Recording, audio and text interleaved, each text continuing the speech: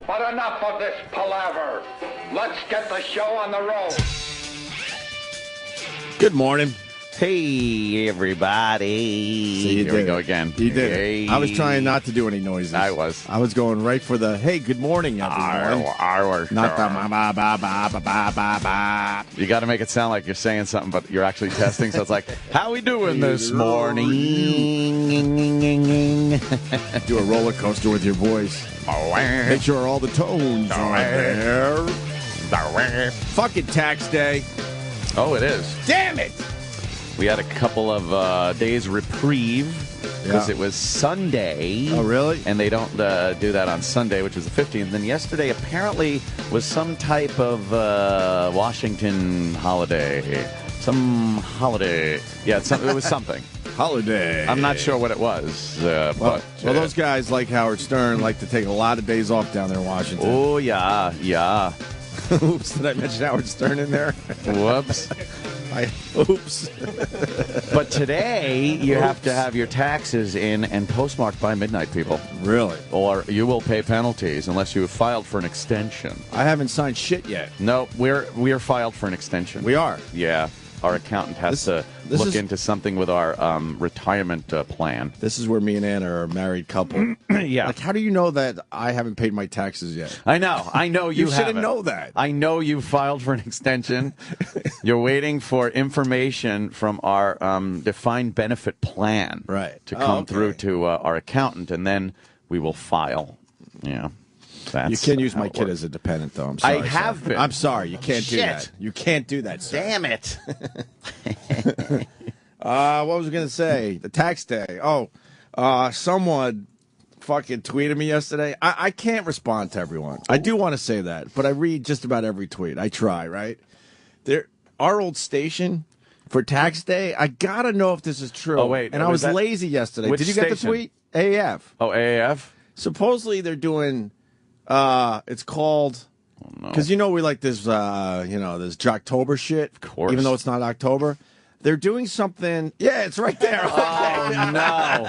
Oh, no. What is that? No. Axes-Taxes Day. It's Axes and Taxes? Axes. Is there an and there? Yeah. Okay. Axes and Taxes Day. In honor of Tax Day, they're going to play a lot of tunes where the Axe Man is front and center. Like guitar rock, because axes are guitars. Like, yeah, my axe. And taxes. Boy, they must have brainstormed for that one. Wow. What can we do for taxes? Axes and Taxes Dude, I got it. Yeah. What? How about Axes and Taxes? Play guitar. You're fucking brilliant. You're brilliant. Terrible. Oh, man. Terrible. And they play classic rock now. I was listening to them online when I found out Rocco died, and I thought, dude, I'm dead. I thought the radio station would do the right thing and maybe talk about it. They didn't talk about it at all, which was really strange. Because, in the heyday when we were up there and the station was doing really well, he was part of the lineup. So you would assume that they would do something for the guy. Yeah, nothing. Not a mention. But I was listening online to see, And they're a classic rock station, basically. And then they play some kind of newer rock, sort of, and then kind of a lot of the 90s shit. You should see But they'll play Jethro Tull now, which is strange to me. That's weird. You see what the jazz station is doing. Saxes and Taxes. Oh, shit. Final extension. Oh, yeah. It's great. I'm going through the alphabet right now. Yeah, right. Let's see. What else can we do? Yeah. The only thing I can get, but it's not a show, is Faxes and Taxes. Faxes and Taxes. Nice. We're taking it retro. We're taking all your requests by fax. And it's Faxes and Taxes. It's going to be great. Yep. What kind of songs are they playing for Axes and Taxes? I would say some Van Halen. Is this an Axe song? Oh, this is Axes and Taxes right here. You sure? Oh, yeah. This really gets my 1099 going. Come on, give me a song list, man.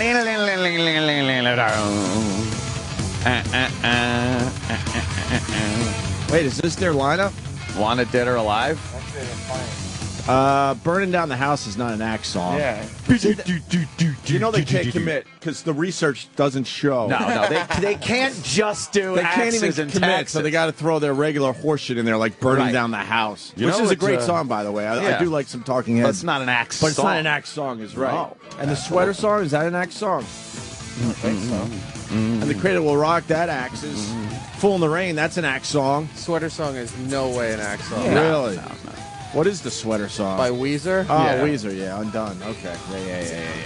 Yeah. What about, keep going, scroll down a little. Scroll.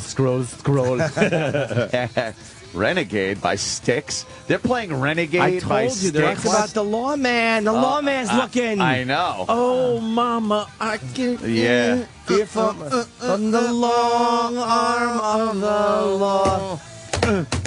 Hangman is coming down Yes. from the gallows, and I don't have very long. No, you don't. The jig is up. I like that part. Of course you do. I like this dopey song. Oh, I do here we too. go. I like Renegade by Styx. The old mama part I could do without.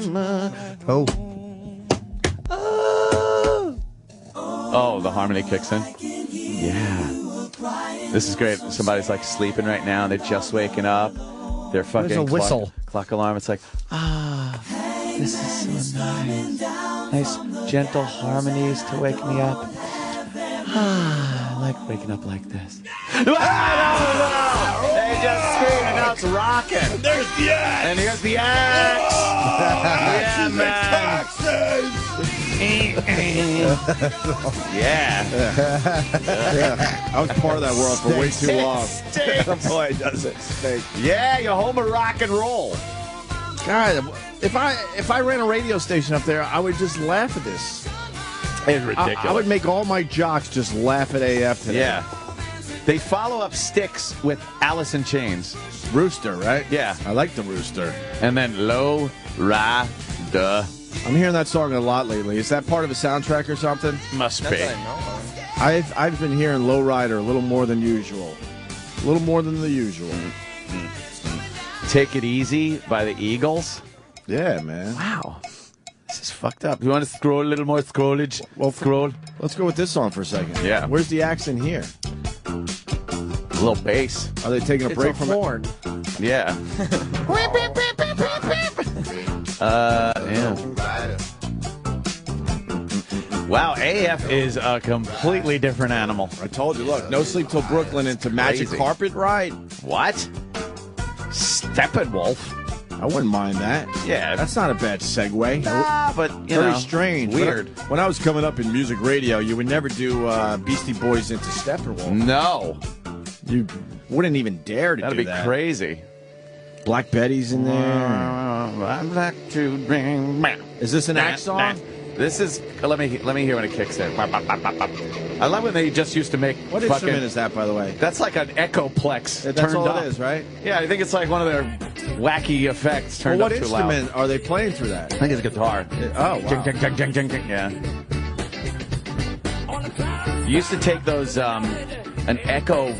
It was like an echoplex, I think it was called. It has actually a tape inside. It was a tape, a loop of tape. Wow. And it would record what you're playing and then play it back, and you could vary the speed and everything.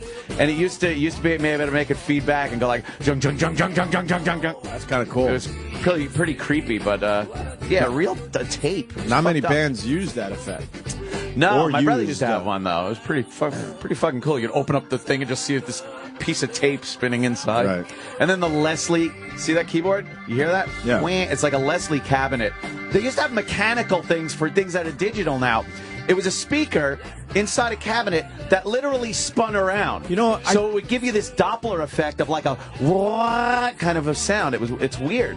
You're a bit ahead of me because as you were talking about that, I was about to jump in and say the last time I saw the Allman Brothers at the Beacon Theater. Yeah, I was lucky they enough use to it. be on the stage to the side. Yep. In these seats, and I was just amazed by the spinny thing. Spinny fucking and Greg Allman's speaker, yeah. organ. Isn't it weird? It's a huge thing that just spins out of Spins control. around and it gives you that Doppler effect, so it makes the keyboard sound like wah. It gives it that real 60s sound. It's a great sound, man. yeah, it's cool. When is it happening? I'm listening.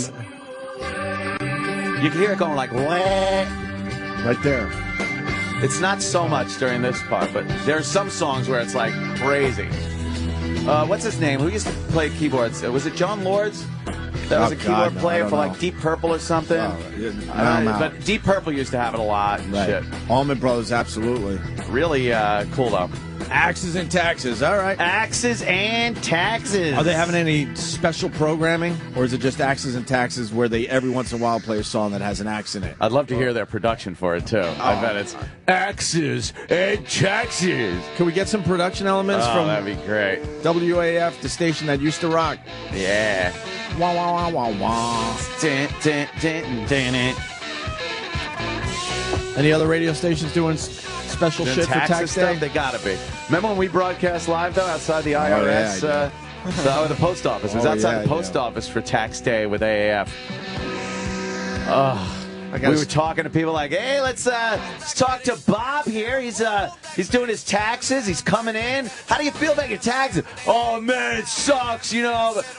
yeah, it sucks. We're outside the post office. Yeah. In the rock bus. Yeah. I'm trying to find a way to mail my right arm. Because I do remember we were in the back having lovelies rub all over us. You know what? That was the only thing. That was our excuse for doing any remotes with AF, was the fact that there'd be young girls nude in the rock bus. Shut up, massaging us. You're going to ruin it. I think the statute of limitations is gone. Oh, yeah, I don't give a fuck about my ex. Oh, my God. Crazy. You're right. That was great.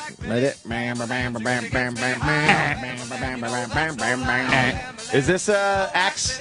It's got a bam, bam. Yeah, that's an There's axe an axe in here. I fucking love this song. Yeah, I'm so happy right now. It is a good song. I don't know what it is. It is a good one. It's a good goddamn song. And that Spider Bait, their version of it, where they really fucking go for it. Yeah. God damn it. This is what you have to do, is pick some songs to keep me happy. This one keeps me happy. Yeah, listen to this version for a second. Yeah, that's a good one. They made it their own. Yep. I love when bands can make a song their own when they're covering something.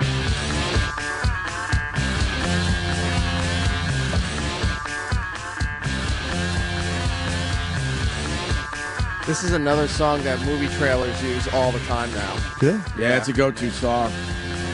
There's a lot of those go-to songs that you hear in a bunch of different movies. Listen to that. Turn that up. I like how distorted the vocal is. Sounds like Troy Kwan yelling into the mic. Now, what effect is that? That's just heavy distortion on the vocal. That's cool. So what, is he eating the mic? Yeah. Or they can do it digitally, too. You just make it sound like there's too much gain on it. Nice. So it's tax day. Taxes. All Lead Belly song. By Betty. Oh, yeah, I've heard. Do you have Lead Belly's version? The white man just fucking snatching off of it. But a few of these songs needed to be pumped up a bit. The white man put on it. You're right. There's a Steppenwolf song. Was it, which Steppenwolf song was a big, yeah, listen to this. I mean, come on. Who turned the mic on outside? The homeless guy just down on the sidewalk. Jump steady, Black Betty, bam-ba-lam, oh, Black Betty, bam-ba-lam, oh, you know that slap you hear in the song? Yeah. It's his actual dick. He's slapping it into his hand. People don't know that. Into his hand like a blackjack. People don't know that, though. He wanted to do something special. Wow. Oh, Black Betty, bam-ba-lam, see, this song needed to be pumped up. Bam-ba-lam, Black Betty. I like how, whoa, it started off like, whoa, like, oh, shit. Little thing went crazy, bam-ba-lam, little thing went crazy, bam-ba-lam, oh, Black Betty. I need a bambalance, oh, Black Betty. I send a bambalance. I need a bambalance. You don't like this song? No. Oh, God, I like this. Just sounds like some guy rambling on the sidewalk. I love it. He probably had to clap his hands because he probably broke his guitar against somebody's head. He had some problems, huh? Yeah. I'm more amazed that anyone heard this and thought they could make something good out of it, as opposed to listening to this and saying it's great. Come on, Eileen. The white man is amazing. Yeah. He's had some good ones, Lead Belly. Yeah? Fuck He was great. I've heard a music version, I think, of this by him, too. I don't think this is his only version. Oh, really? Yeah. Oh, Black Betty. I wonder how these guys sounded before they started recording them. You know what I mean? Yeah. There was someone that came before him. There's no recordings of the guy. Black Betty was really black, too, I guess, during this song. Like when he was singing about her, she was Black Betty. Nice. No Mocha Betty there. Black. Yeah. I just want to say black. Oh, Good. yeah. Sam has a PrepBurger list. We haven't talked about PrepBurger. PrepBurger, yeah. A PrepBurger list of what? Bad tax day suggestions? Yeah, just in case you guys wanted to do a tax day. By the way, people Yeah. pay for this service. Yes. It is a pay service that jocks get delivered to them Wait, every are we day. paying for this? Not right now. No. Is this the free sample? This is the sample. They give samples out so you can look and go, shit's gold, Jerry. It's Right. gold. Like a good drug dealer, give you a few cents. Yeah, get you hooked. Get you hooked on, Get you hooked on the laughs. get you hooked on PrepBurger. Yeah. Why don't they call it round team? The cup's round, the jar's round. Dude, we should do a week of PrepBurger. PrepBurger. A week of PrepBurger. We would. You know, that sounds like a great idea. You know us, though. Within an hour, we're like, all right, enough of this. Okay, already. just do a day of it then. It could be very funny. Oh, my God, right? After like an hour, we'd be like, fuck, I can't take this. But guys, we planned 5 days of this. Yeah, oh, did we? Let me prep a show for you using PrepBurger. PrepBurger. But that would mean we'd have to prep for a show. I'll do it for you. You want to prep lay it our all show? out. Yeah. Yeah, why With not? using only PrepBurger. Yes. That would be really fun. You want to do that? We should do that. Yeah. Yes, I Let's do. do it. Yeah. Yeah. And let's not tell the people which day it is. No. We'll do it in like 2 weeks. They'll know it'll be the good one. You know, they really stepped their Holy game fuck. up. Yeah. Oh, management to come over. You know, today's show was really good. Yeah. I liked how it was, laid out. You know, you need to do more shows like that. You think management threw a party yesterday? Oh, my God. Oh, boy. They were dancing. I bet they were dancing. I don't know who I got in that horse race. Dude, I had the That's a same tough one. same feeling, man. That's a tough one. Mixed reviews. Yeah. I was happy about him losing because for stock it might be better, and I got stock. And selfishly, but Howard lost his what lawsuit? They dismissed Everyone's it talking with about it. We can at prejudice. least I reckon fucking- so. of course. We can at least fucking talk about it for a minute. He But- was asking for I don't know $300 million or something like that, and it was thrown out of court yesterday. Yeah. So I you know think those they're- douchebags down the hall were fucking partying. I think their contention was that it was all over bonuses, from what I gather. And when XM and Sirius merged, violent takeover of XM satellite radio. Yes. Wait, can I slow you down for a second? yeah. Because you're going there. Yep. If it was a merger, who from XM still works here Yeah, exactly. besides us? I'm in Wiki. murders and executions. What? Wiki. And us. That's it, right? Don Wiki Wicklin, who must have fucking naked pictures of every bigwig around here. That's it, right? And Bob Edwards, maybe? Ron and Fez? There's one other guy who I'm not going to tell you what his name is because he told me what it's like in D.C. Oh, it must just be. It's not what it was. It's like a defeated country. Yeah. Because they are a defeated nation. All right. So it's just they're walking around like Japan, fucking blurring out pubic hair. So you're right about the violent takeover, because when it technically merged, there were some really good XM people that they kept, but they're fucking closed-minded and thought their people were the best, so they pushed Right. out a lot of very talented guys. Yeah. They really did. I'm sorry. Yes, they did. But anyway, violent takeover. Yeah, I'm sorry after the about violent takeover, and then it becomes one company, it looks like Sirius got a fuckload of new subscribers.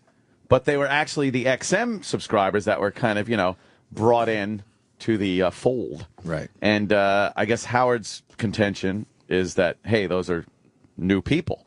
Right. So I should get a bonus based on the amount of people that were coming in. And Sirius is like, no, these are subscribers from the company that we took over that, they were saying you had nothing to do with bringing in. So I think he filed right after the McCartney concert where they were celebrating 20 million Sirius XM subscribers. Right. So once they made that announcement, he was like, well, yeah. So that was the whole thing, and I guess the court said, agreed with Sirius and said no, these threw are it out. These are listeners that were already there.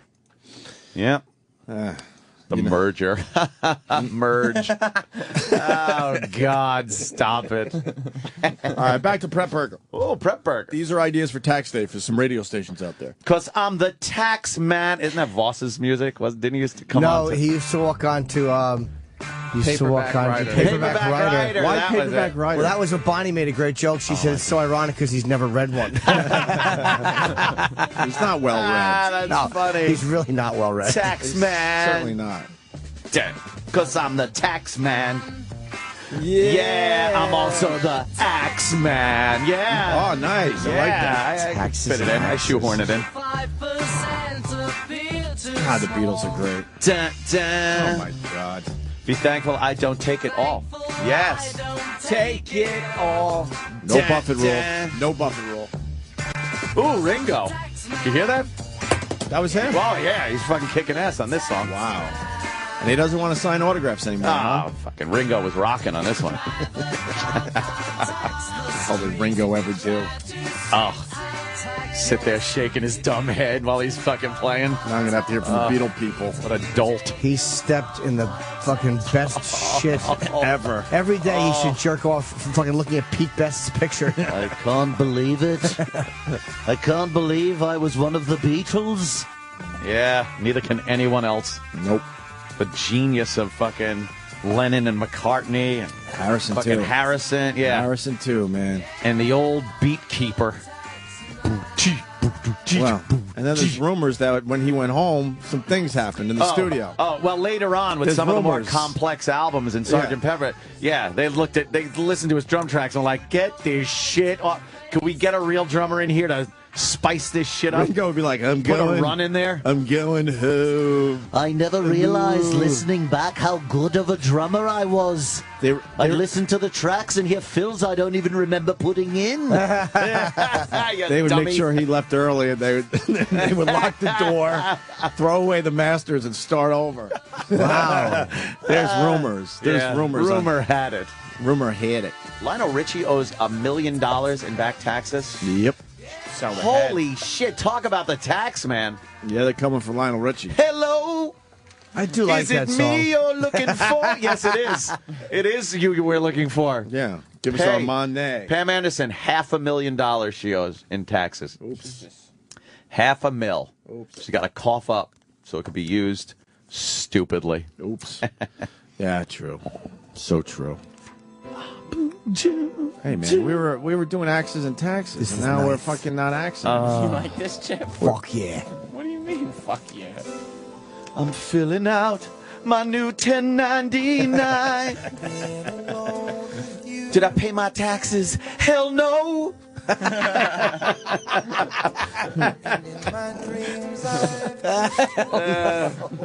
This is Blacks and Taxes. Blacks and taxes. Blacks and taxes. I didn't want to go with Blackses. Blackses. I thought that might have... Whatever. All right, let's do the Prep Burger. Well, Let's help some radio shows out there. one thing we could do. Now it's me they're looking for. How dreamy. Yeah. It's a dreamy song. You're getting laid. Sing the shit out of this. I want to hold a girl's chin. Yeah. While I mouth the words. Just her chin. Cut off her body as she lays bleeding, screaming across the room. No, I want to hold it with my thumb and pointer finger with my nails, pinching her chin skin. Pinching her chin? Yeah. Would she be smiling at you? No, she wouldn't. She would be horrified? Yeah. I'd be in her house in a home invasion just singing hello at her.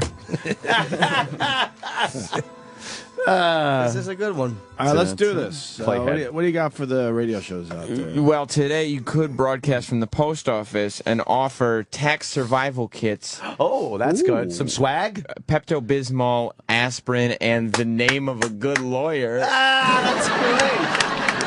That's good. Oh, my God. Who the fuck would do that?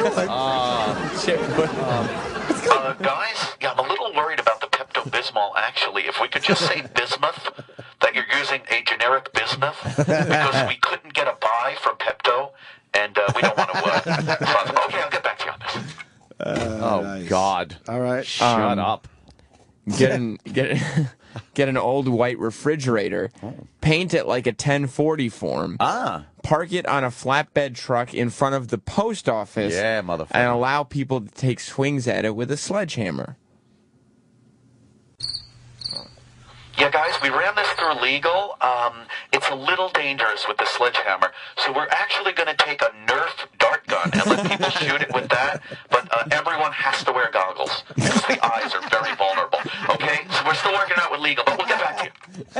That's the word. It's just, you know, yeah.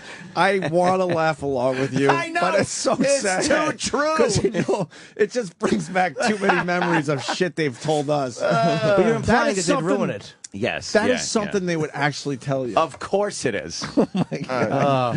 Here's Yes, one. hold on, E-Rock? Didn't you guys have people come and take swings at a Bronco? Yeah, man. Yeah, with a sledgehammer. Same concept. See, we fucking ruled. See, we fucking everyone's ripping us off. Hoo-hoo. Here's one labeled always a favorite. Oh, always a favorite. Yep. The IRS dunking tank. Uh-oh. Let listeners try and dunk an actual IRS agent and relieve those frustrations. Wow. Whoa! Yeah, guys, there's no way we can ever get a real agent, so we're just going to have one of the interns dressed up like an agent, and he'll be that. So don't say anything to the listeners. We don't want to make them think we're lying to them or anything, but it's going to be that. And the level of the water.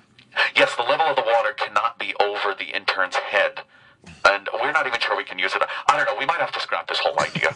I'll get back to you.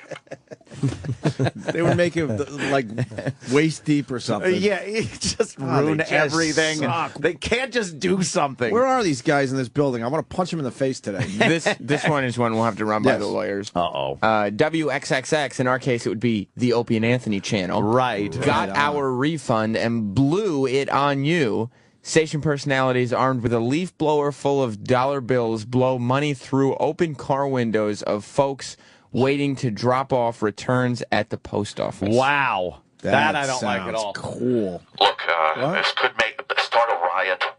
But even that, I mean, just the money flying out, there could be paper cuts and lawsuits. We can't risk it. We can't risk it. Okay. Fucking management.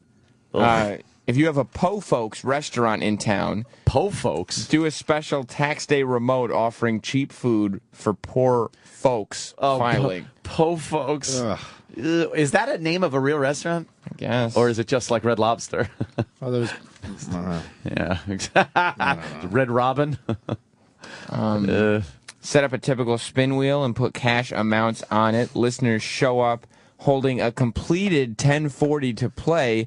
The wheel could include cash, stamps for mailing the 1040, tax preparation for next year, etc. That's a pretty good idea. I like that. You like that? Yeah. Can we make it our own, though? Can I get the call letters in there? How about we put the call letters up on the spinning wheel, too, so when it hits the call letters, they win like a grand prize. Yeah. That's good. Uncle Paul's nephew on Twitter. Oh. Let's do smaxes, I guess, and taxes. Chris Brown all day. Chris Brown day.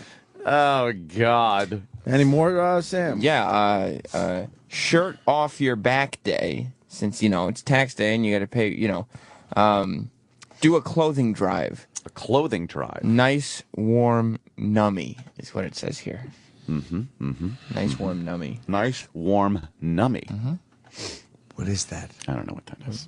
I don't know. What's a nummy? I don't know what a nummy is. It says nummy. Can we look up what a nummy is? Yeah, that's the God, last. these awful fucking ideas. These are funny. Yeah, okay, you're right. All the rest of the April ideas are April Fool's Day ideas. Wow. One of them say that the mayor died in a horrific car accident while having a young, what was he? Haitian boy in his car. Was that part of that? People always forget that was also the kicker, was that he had a young Haitian boy in the car with him, Mayor Menino. They forget that part. It was so overshadowed by the horrific crash that they forget that we actually said there was some type of young ethnic child boy in the car with him. Can you find a clip of that, E-Rock? Oh, I need to hear that. I forgot that part of it. Yeah. What's an April Fool idea? April Fuel's Day. April Fuels, let me tell you, you're going to the gas station, right? Yeah. You're giving away gas. That's correct. But then when they get there, you actually, it's because it's April Fool's, you douse them with the gas and throw a match at them. Right? That'd be fucking great. You watch them burn. Oh, jeez. Chip loves the I idea. fucking love that shit. Oh, here's one. Yeah.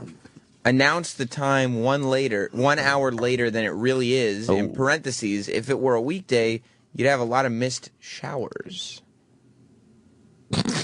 Oh, wow. Oh, they give an example of the ensuing hilarity? You think they get phone calls? Oh my God! That's what I would hear. You can't do it the other way because then people would be late to work, and it would be very bad. Yeah. We can't do it that. Why don't we do it the other way? So people, no, we can't. If people are late to work, they're gonna get fired, and we could be held liable. You got to do it early so people hear that and go, "Hey, they said the wrong time."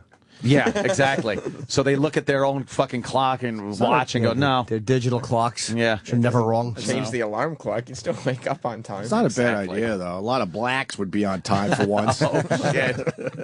Oh, shit. You could also... Axes'n'Taxes. Axes'n'Taxes. You could also trade air staffs with another station in town. In parentheses, best, if not direct competitors. Well, of course. That's crazy. Yeah, but wouldn't that be the best thing to do? Of course it would. You idiots, where you're brave enough to go, you know what? I fucking hate that guy. He hates me. But let's just do this for one day. They would do it with the station Everyone that's would under be the same talking. corporate umbrella. Of course. You know, some like CBS would do it. It has to be a CBS station. No one would notice because it's the same droning hacks. Jesus. By the way, someone on Twitter writes, who needs PrepBurger when you have the mashup on Hits 1? Oh, That's shit. true. Well, you just answered the question. That's who needs PrepBurger. Oh, They no. use PrepBurger? No, they don't do any bits. What are they doing for taxes and axes? Let me go ask them. All right. Oh, my God. They got to be doing something for tax day.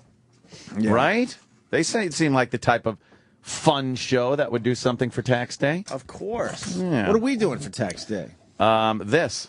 We're goofing on other people that actually work to do something for tax day. We're like pilot fish on a shark. Shut up, man. We just sit there hoping to get crumbs. We're fucking barnacles. From the thing that's really doing the work. We're just slowing down boats everywhere. We're sucker fish on the side of your tank. Stupid barnacles. Anything more annoying than barnacles? We're barnacles You ever get- on the hull of ships that are actually doing You something. ever get scraped by a barnacle when you're barnacles swimming suck. around? By the pier? How the fuck do they appear like that? I don't know. They are amazing, though. Really strange. The barnacle. Oh, what's up there, Sammy? What's happening over there? They said they'll mention it today, but Stanley T looked at me and said, no, man, this is a hot show. We don't do lame bits for tax day. Oh, well, I'm sorry. Someone seems a bit uppity. Yeah. Someone seems like they want to be on a show that they're not on. Right. Oh, he wants to be on Shade 45 so bad. Man. Does he, Stanley? Oh, you got to think that he's just waiting for Sway to give him the call. Yeah. Stan used to do radio in Philly, man. He was like a Philly dude. And Really? Was he a tough guy? I'm sure he is. He was a local celebrity down there. Yeah. He was big down in the Philly area. He's from Brooklyn, right? Cool. By the I think he way, was born there, will you do me a favor and watch amazing. Game 4 tonight, please? No. Please. No. Put it in the background.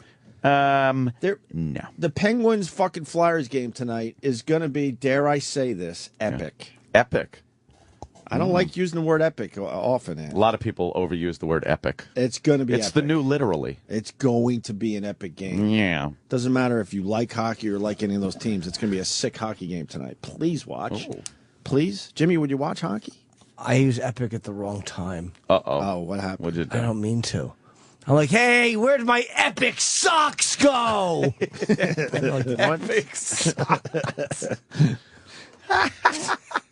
Give me some epic marmalade. No. We will be talking about the Flyers-Penguins game tomorrow, I'm telling you, because some shit's going down. Some shit is going down. Will I watch it? I don't know. If I remember, I'll forget, to be honest. These teams I don't like forget. each other. Flyers are up 3 games to Zippo, and they want to fucking beat the shit out of Sidney Crosby. Oh, stop. Did you hear that, or was it my imagination? That was your imagination. I forgot to turn my phone down. Wow! Who is that? I know, that sounded very like, ooh. Oh, it's Wednesday. I remember what I said about the Flyers and the Penguins. Oh. It's on tomorrow. Tomorrow, right? They're taking 2 days off? Oh, I'm an asshole. No. I'm an asshole. No, you're not. You just made a mistake. Wow, that sucks. Who's playing tonight then? Rangers played last night. That was a solid hockey game. I'm just going to talk to myself for a second.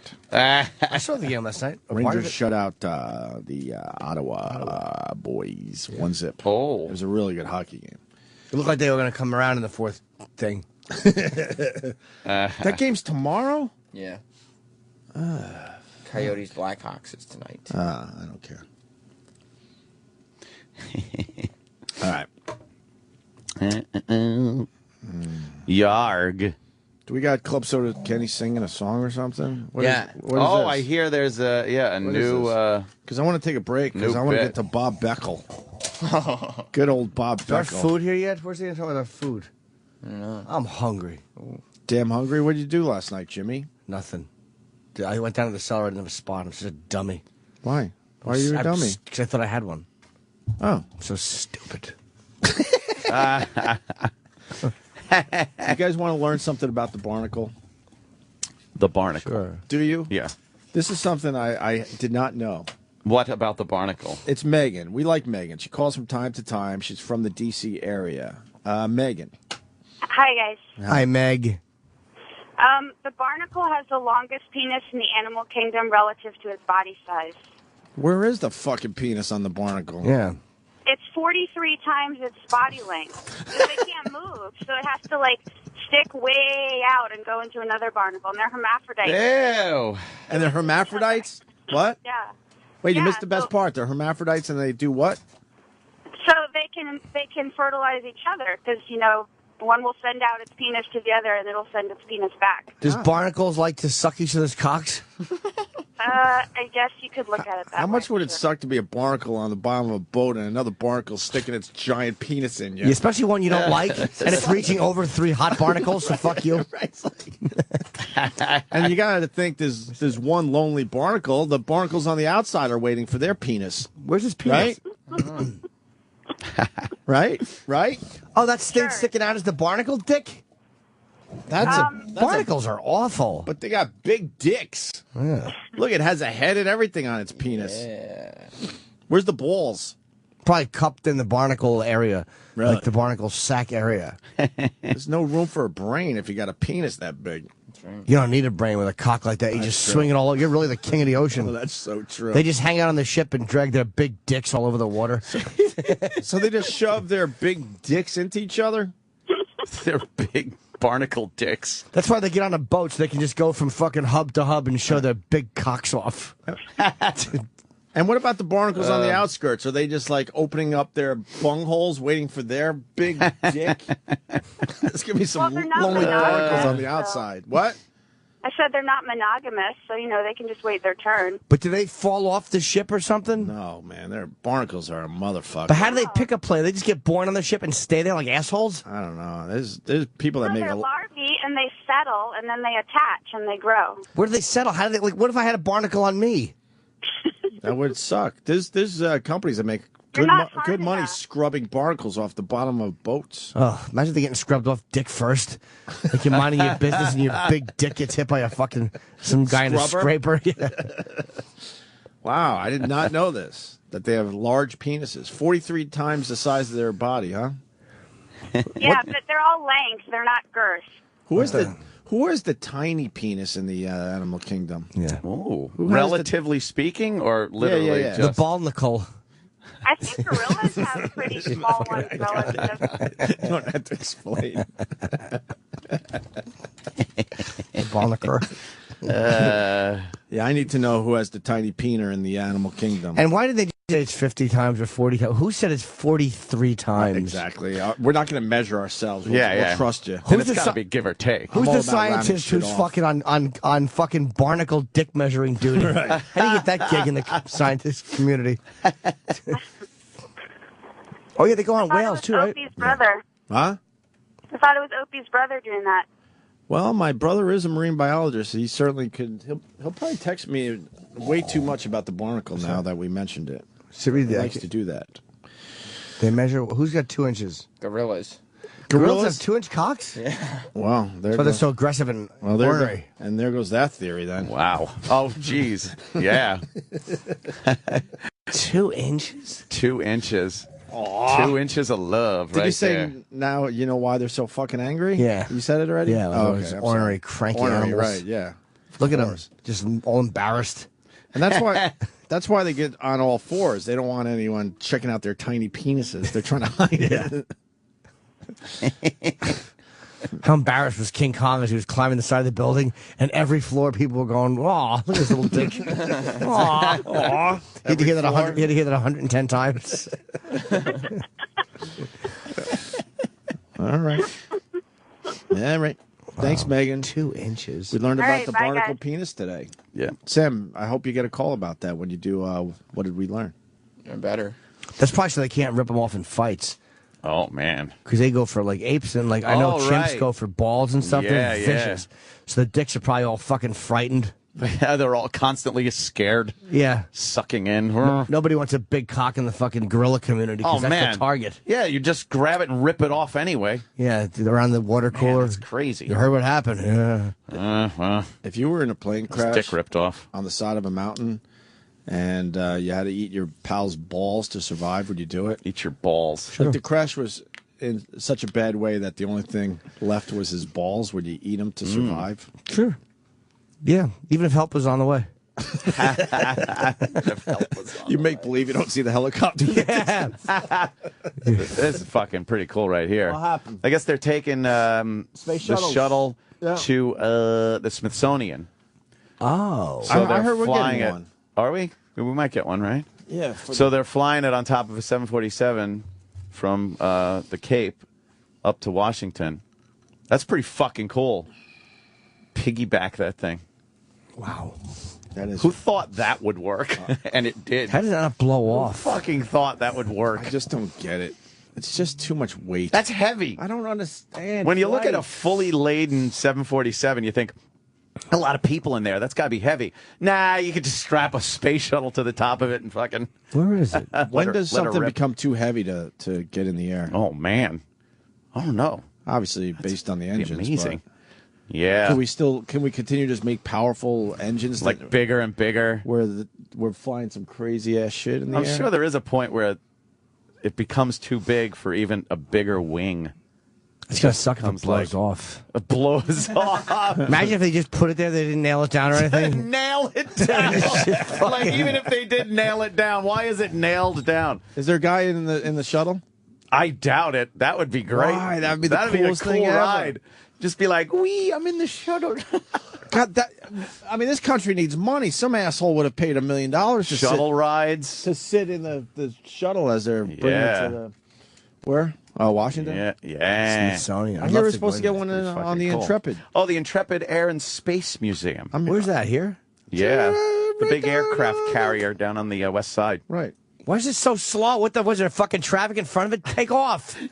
Just sitting on the runway. It's just sitting there. What are they, chit-chatting? Hey, Niner, something Niner. Yeah, there's probably some dope that doesn't know what's happening. Flight 682, there seems to be something on top of your plane. Might want to have that checked out. Now, they would know because they all work for the agency. The agency, huh? Yeah, even the people on the news are now watching, just going like, "Oh God, we went with the shot." We have nothing to say. And there's, it's just sitting there on the runway. Now they're showing it far away angle. I bet they need a really long fucking runway. Yeah. That's got to be a little bit of room to. It looks like plane rape. That's what plane rape looks like. Plane rape. That's some Barnacle shit right there. Now all the news stations have it on. Do you want to go with right south to north and then lift off here and start heading You want to go with down the Stephen beach? Michigan? He does aircraft wing balance. Oh! You want to do this real fast? All right, we could get a little. Steve, real fast because this thing's about to take off. What do you got? Real cool. It weighs about Oh, it's moving. 37 empties, about 83,000 pounds. Touch your shirt. Moving. This in space when? October of 1990, 22. It's going slow. What are they going to drive there or something? See, I don't pay your tolls. Here's your I forgot, fucked up. This is you had said to me just a minute. Wouldn't it be cooler if they just put it on the highway? When it stopped, Yeah. How great would that be? That is a fucking heavy load, man. Man, yeah. I'm not. Wow. It's hard. It's hard You're to right, see that's it a leave long KFC. runway. This is for you guys Man. and for everybody here, the I workforce. would gather they got This to get is a little tough, bit of tough lift thing from to the see, the actual shuttle, being too, like right? this. It is. I mean, but It's gotta be. I hear it. I think I hear it. We think It doesn't here look is. that It's coming down the fast. runway No. now. Take a look. It's off. Here we go. What the fuck? it's still going. Wow, that is a long fucking time. There goes the nose wheel. Get the fuck out. Look, it's lumbering into the sky. It is lumbering into the air. Oh, man. I'd be... Here we go. It's only Wow, going to that's fly a great 10 shot feet. right there, too. Wow. Nose on. Wow. Look at that. Yep. Yeah, I know. It's clear in the trees here now. We've We can seen this see before. It, heading down. That's to the what they south. used And to again, do what's before going to while they were happen testing now, the shuttle. Bob is going to go down the beach, fly down the beach. You're going to fly actually over pad 39A, right? Oh, right the now, beach. you turn around and come back by and Fly over the maxi pad. Yeah, I know. Why don't you land like a period of something? Back over the Kennedy Space Center. That's You've fucking almost cool. got tears in That's your fucked eyes. up. And I know We've seen that before, though, no? Yeah, they used to do that. They when just haven't done it in a while? Yeah, when they tested the shuttle, they. But every once in a while, they'd have to bring it back they from have to bring it back because they didn't want to land. Edwards Air Force Base or something. I wonder if you know what it is. The shuttle probably needs too much room to land too. Plus, I don't think it can take How does off that like feel? this. You think if you're on the plane? Man, I bet it just feels like you have a Heavy. space Just shuttle on heavy. the Yeah. roof of your plane. Wow. All right. That looks so Fucking weird. cool though that they even suggested like, how are we going to get the shuttle back when we have to land it in the desert and bring it back to the Cape? Well, we just pop it on top of a 747. Crazy. No, we can't do that. Is that special for 747? You think? Yeah. Oh, yeah. The tail looks different, and it's probably got it's probably stripped on the inside. Oh, Big really? fucking engine. You don't think there's a bunch of empty seats? They actually sold it. There's people on the plane. Yeah. They sold the seats. Yeah, I don't mind the shuttle on the roof. All right, we're gonna break. Today is tax day, so do whatever the fuck you need to do. That's what I say. We got Vic Henley coming in at 8:00. Real Yeah. funny guy. I like Vic Yes. Henley. Yeah, he hasn't been around in a while. And Sad Vinny from the Jersey Shore. We told him to come back when his book came out. His book came out. How come we don't have copies of it? Sad Vinny. I'm sad. Or do we? I think we might. No one gave me copies of it. Yeah, I don't. Jimmy's a reader, man. I know. I'm Jimmy- still on that Clint Hill book. It's fucking amazing. Jimmy's well read. Yeah. I'm gonna read a book When? soon. Oh. I know what my next book is. What is it? I mean, if I'm going to finish a couple that I started, I have to finish them. Would you read a whole book on barnacle penises? I would love it. I'd read one and write one. I would write the conflicting opinion. Whatever that says, I'm going to write the opposite. Can we learn more about barnacle penises? I think there's more to learn. Yeah. I really do. About barnacle penises? I think there's more there. Oh, no. the Donald, you're fired. Ah, there he is. You're fired. Can you do that show? Yeah, in a second. Yeah, I know. It's a good show. It's not a good show. Best show. It's okay. It's really good. God, I feel like an idiot. Oh, yeah. Oh, a girl in the car. What Is happened? that it? It was a girl in the car? When? I thought we said there was a boy in the car with Menino. I thought it was a girl too. But, Oh. I think we wanted to go boy, but the news reporter. well, we did want to show some responsibility. Yeah, so, I hate the hairdo on the fucking Morning Joe chick. She has a cunty hairdo. Yes, she does. That really is a cunty, fucking hairdo. That hairdo Cunty just hairdo. yells cunt really loud out the window. what on the Doesn't Morning it? Joe? Her hairdo is cunt. It's just a cunty cut. Me and Aunt, you were gone. Unfortunately, we did an hour on those two. And it was some of our finest work Think ever. he hates her? Well, that's what we were getting Yeah, at. But then the he's dumb not times. Then the dumb times comes out with an article where it hints that they kind of like each He other. had to say that. I You bet. think? Yeah. Well, he's not Yeah. allowed to trash it, remember? We had a Yeah. whole angle on it, man. It was fucking terrific. Well, her hairdo is just cunty. That's what she said when she goes into the fucking beauty parlor. I'll have the cunty. Yeah, let me have the cunty with a little over the ears. Terrible hairdo. Fucking Can you helmet hair. dye it twatty while you're at it? Yeah, cunty do with twat dye. Twat blonde. She's a good fuck though. She's horrible. No, she's probably a dirty sub. Yeah, Fingers in her ass. She fingers her own ass? I'm guessing she likes them in there. Like a digit or two? Yeah, but she likes thick construction worker hands. With calluses? Yeah, like man hands. Oh, there's fucking old fucking Red Lips Inc. on CNN. Yeah, that guy again. Yeah. Why? He looks Yes. like a tranny. Yes, he really is awful. He's doing a lot of the commentary about. Is he a lawyer? He looks like he has mascara on too. Look at this! Look at his red lips. Yeah. Integrity. Were you surprised that she waited to be asked versus immediately when it was clear that Europe? Is that Soledad? She stinks too. Well, wow, she's pretty, that fucking judge. That's a judge. Damn it. My time at Chapstick. Man. I wouldn't mind being found guilty with her. Yeah. Let's see what I did there. I wouldn't mind her hitting my balls with her gavel. What? I don't know. Wow. She's pretty. When we get back, please don't go anywhere. I mean, we got you. You know, you're a subscriber, so it don't matter. But it does matter today because we have Bob Beckel. Bob Beckel. You got to hear Bob Beckel after the break. Yes, I love this clip. You love it, right? Love it. Good old Bob Beckel got himself into a situation on Hannity yesterday. A good situation. And then he panicked over his situation. Yeah, he did. We're going to play Bob Beckel next. Sirius XM. This is the Opie and Anthony Show.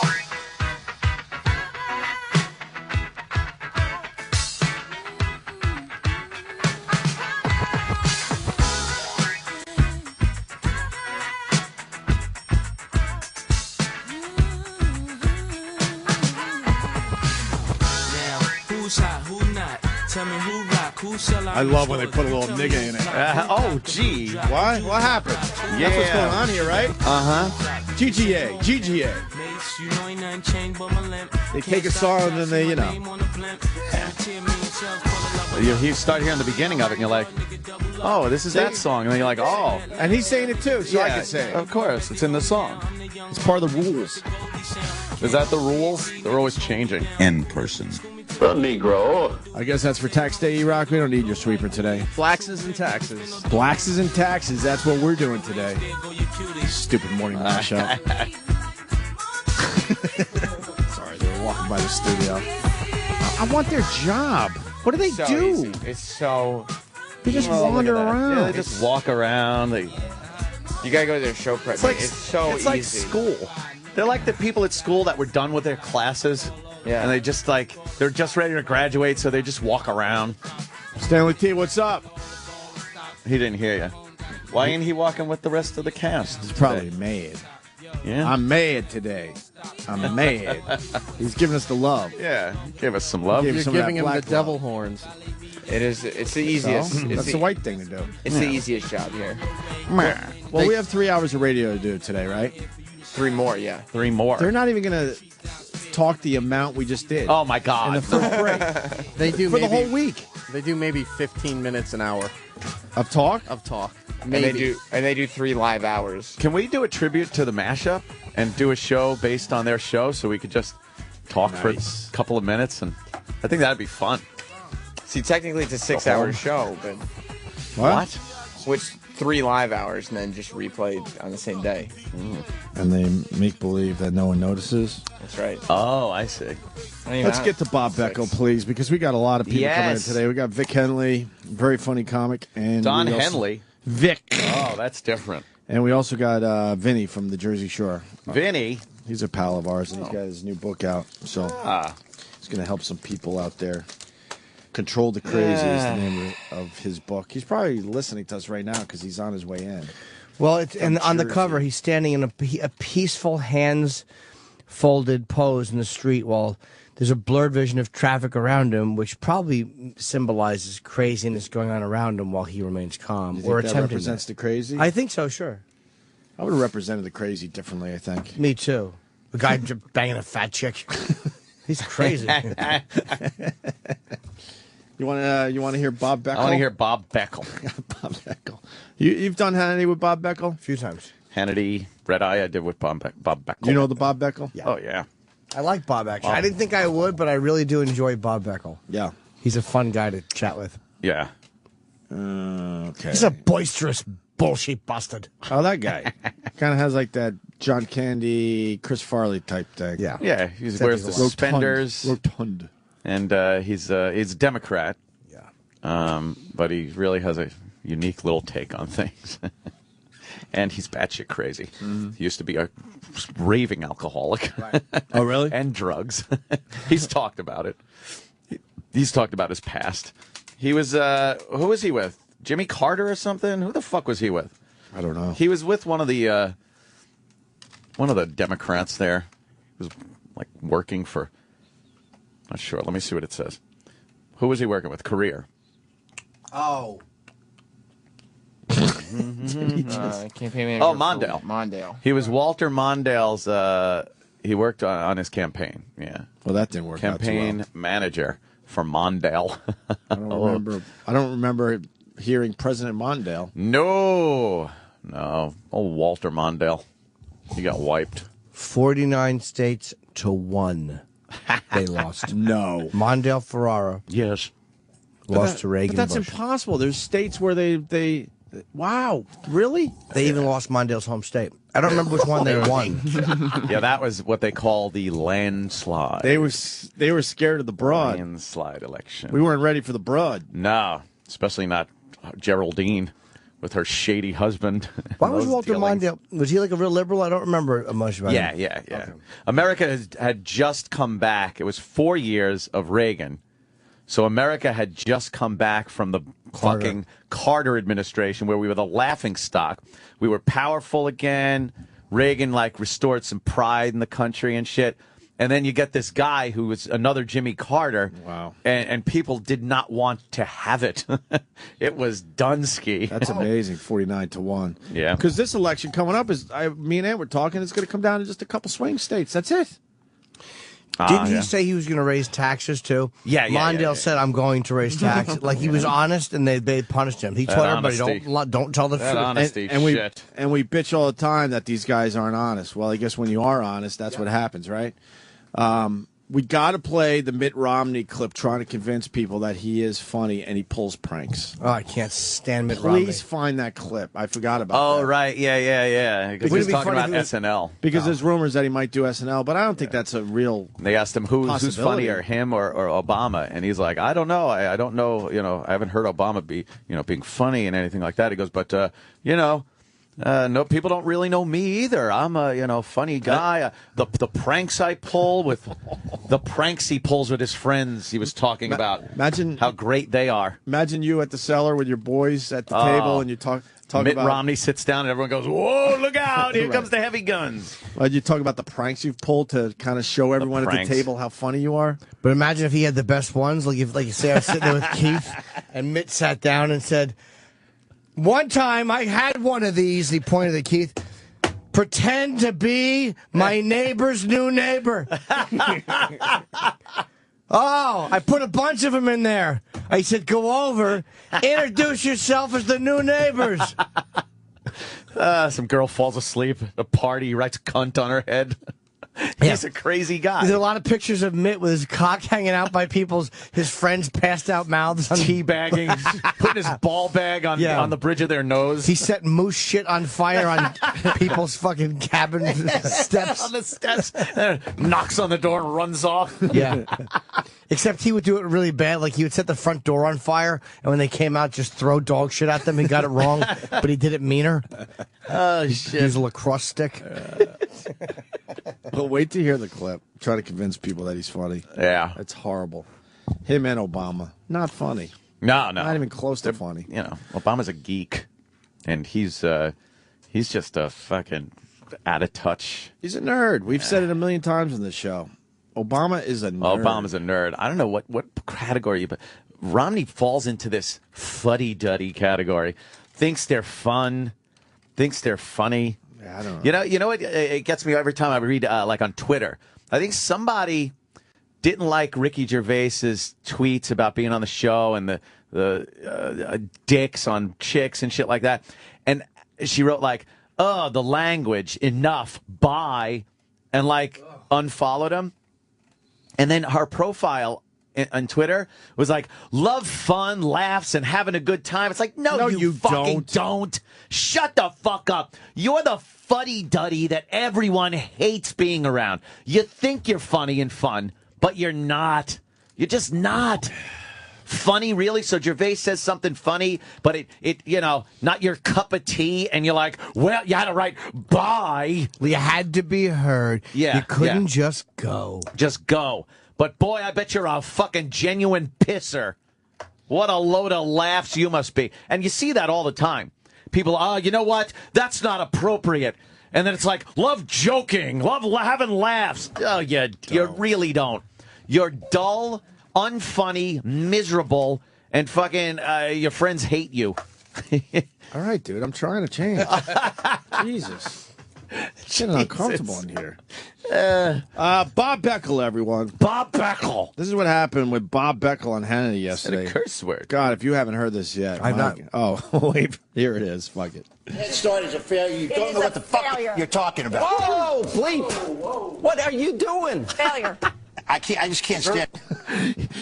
Hannity just lost his mind. Whoa, hey, bleep. What are you doing? We should explain. Obviously, this was live. It's a live show. Yeah, it's the Great American Panel. Yeah, which you've done. Yeah, but you're out. Well, it you're was out. live up until yesterday. I'm sure they'll put a delay on it now. You are live on the Great American Panel. I'm very conscious of what I say when I'm on that show. You really gotta keep the fucks and shits and whatnot in check. It's very difficult sometimes because on here you're just used to whatever comes to your mind. Like I wanted to say fucking cunt, but I said fudgy wudgy carbuncle. Do we curse a lot on this show, you think? Not in I don't natural even know speech. anymore. In natural. I remember when we first started on satellite, we was couldn't so help weird. ourselves. We were really peppering our speak with a lot of curses. I remember I was intentionally throwing in a bunch of fucks and stuff. And we were so conscious of it, too. Like, you would say fucking, and it would be so weird because just to have the microphones in front of you and be in this environment, you're like, it's just, it didn't feel right. You were waiting for them to turn off So the it was whole awkward. channel. Yeah. Now it's just, whatever. You just talk. I don't even know if we curse a lot. I have no idea. All right, Bob Beckel. So, yeah, it was live on Hannity. Beckel. Head Start is a failure. You don't know what the fuck you're talking about. Whoa, bleep. What are you doing? Failure. I just can't stand right wingers. Their mouths running all the time. Jeopardy walls that comes up. We apologize. I don't apologize. Yes, you do. No, You I just don't. cursed on the air. I'm not going to apologize. Oh, all right. I apologize for you. We're not on the This air. we were on the air. When you just cursed. We weren't on the air. Yeah, we really were. We were. Yeah, we were. Why were we on the air? We were on the air and...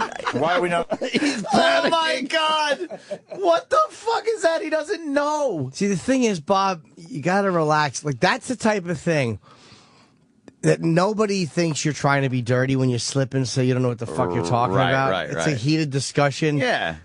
Literally, he's panicking now. But he doesn't have to. I don't think they're going to remove his... Then again, he's a Fox... Contributor, he's on all the time. He's part of the Five. He's on that show. He's probably worried about losing all his gigs. Losing his gigs. He fell apart. No, we're not. We weren't on the air. I'm home. Please say I'm home. You're in my living room, right? I'm dreaming this. Yeah. You ever had these dreams where you curse on live television? I just had one. It was fantastic. Yeah, we were. Why were we on the air? We were on the air and... Why are we not on the air now? We are on the air right now. This is live television. Oh, okay, good. Oh, shit. Oh, good grief. I try to put signs up and help Why you. Why didn't we know we were on the air? Because I said we're back, and you weren't listening to me because you guys were fighting in the break. All right. You want to say you're sorry? I'm sorry about using that foul word, yes. All right, thank you. And it's okay off the air, but not on the air. The intent about it is still there. What's that? The intent is there, but the use of the word, I didn't realize we were on there. And you should run your show a little better instead of having me get caught like that. You know, Bob. Now you're blaming me for this. Just typical. You're like Obama. You're blaming me. No personal responsibility. This thing about... Wow, he's just panicking. That's great. He's panicking. No. I see what happened. It was in between the break, and they were arguing and then didn't realize they came back from break. And that's why he's like, we're not on the air. That's why. It was the off-air discussion. Yeah. You get heated in between the spots, too. Oh, you don't know what the fuck you're talking about. Nice. You don't know what the fuck you're... Yeah, we're back. Oh, okay. But Beckel, no, then Beckel was like, hey, you should run your show better. Like, that's hilarious. They're friends. Like, oh, yeah. It's hilarious how he spun it around like that. You should run your show better. Let people know when they're on the air. That's funny. What a prick. That's fine. He's not going to get in trouble for that. He literally thought he was off the air. Yeah. It continues. All they have to do, Bob, is apply themselves through a couple of years of government education. All I got to do is get through another minute of this show, and I'm off before I'm fired. So I just assumed I won't say anything else. You're not going to be fired. You apologize. We'll all stand up and defend you. You don't have to defend me. It's okay. I will defend you. Yeah, that's fine. Listen. What was happening in the break is sometimes it gets very heated. Then this was reality, and Jennifer and Bob were having a huge fight, and Neil and I were throwing the football. And then you didn't say we're back on the air. I thought you saw he was going 3, 2, 1, and that was usually a good sign that happens. That's a good sign. I feel so privileged. Bob, would I ever do that to you? No, you wouldn't. No. Oh, that's a good sign, yeah. Poor Bob. Hanley will stick up for him. He's fine. And they have the earpiece in, so you hear the countdown. It's You're not yelling, no, you're causing, you're futzing around, as I like to say. There's a ruckus around you. Yeah, there's a live big television, to-do. You really got to be aware when the fucking camera's on. You know what? Maybe he was aware, and he just, who knows? Yeah, who You know, knows? maybe You're it right. just slipped out, and he's just Oh, going. it slipped out. I remember one time I told somebody to get the heck away from me. I felt so bad. Easy. What's the C stand for, cocksucker? All right. Shut the fuck up. Well, you fuck you, piece of shit. Always talking to you, idiot. These fucking Chip and Sam fights are very Are volatile. you off your medication? I heard him What's that? yesterday. Are you off your medication? I ain't on medicine. I take Flintstones chewables, like my mother would always say. Chip it, don't jibber jabber. Suck someone's dick after that. Oh, man. Yeah, you go suck some dicks, too. Whoa, good comeback. You would suck Troy's dick. Uh-oh. It's probably big.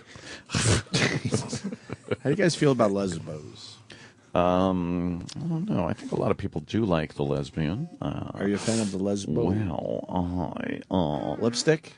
Lipstick lesbos are always better than, the They can be very hot. bruisers. The bruisers. The bruisers. Who's a bruiser? Oh, man, fucking like that Rosie. goddamn Rosie. Oh, there you She's go. a bruiser. Perfect. For And a this next clip. flatso.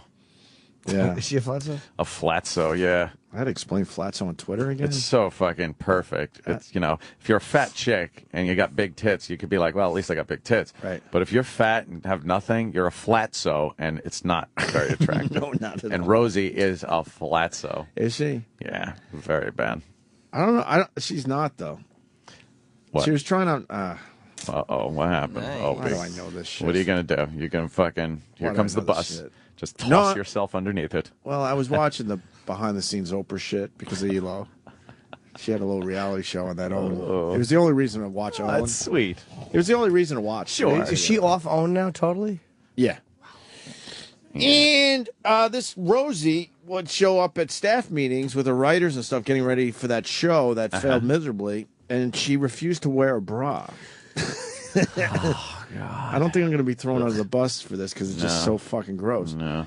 And they finally said, holy fuck, you need to, wear bras.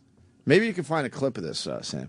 So they took her bra shopping, and she's got big fucking No tits. way. Really? I think they kind of sag, and that what makes... Maybe they've been sagging over the years, and And that's more, what makes her look like... more volume to them. She's a flatso. Oh, they're just flat laying on top of her gut. They showed like side boobs and stuff, and I think she's got full C's, if not D cups. Oh, Rosie? It's the other number that you got to worry about, by the way. People get confused by that. They Yeah, hear like yeah. 44, they're like, oh, those got to be big ones. No, that means a big back. That's huge back. She's got a back like a cobra. Is this it? Rosie meets the bra whisperer.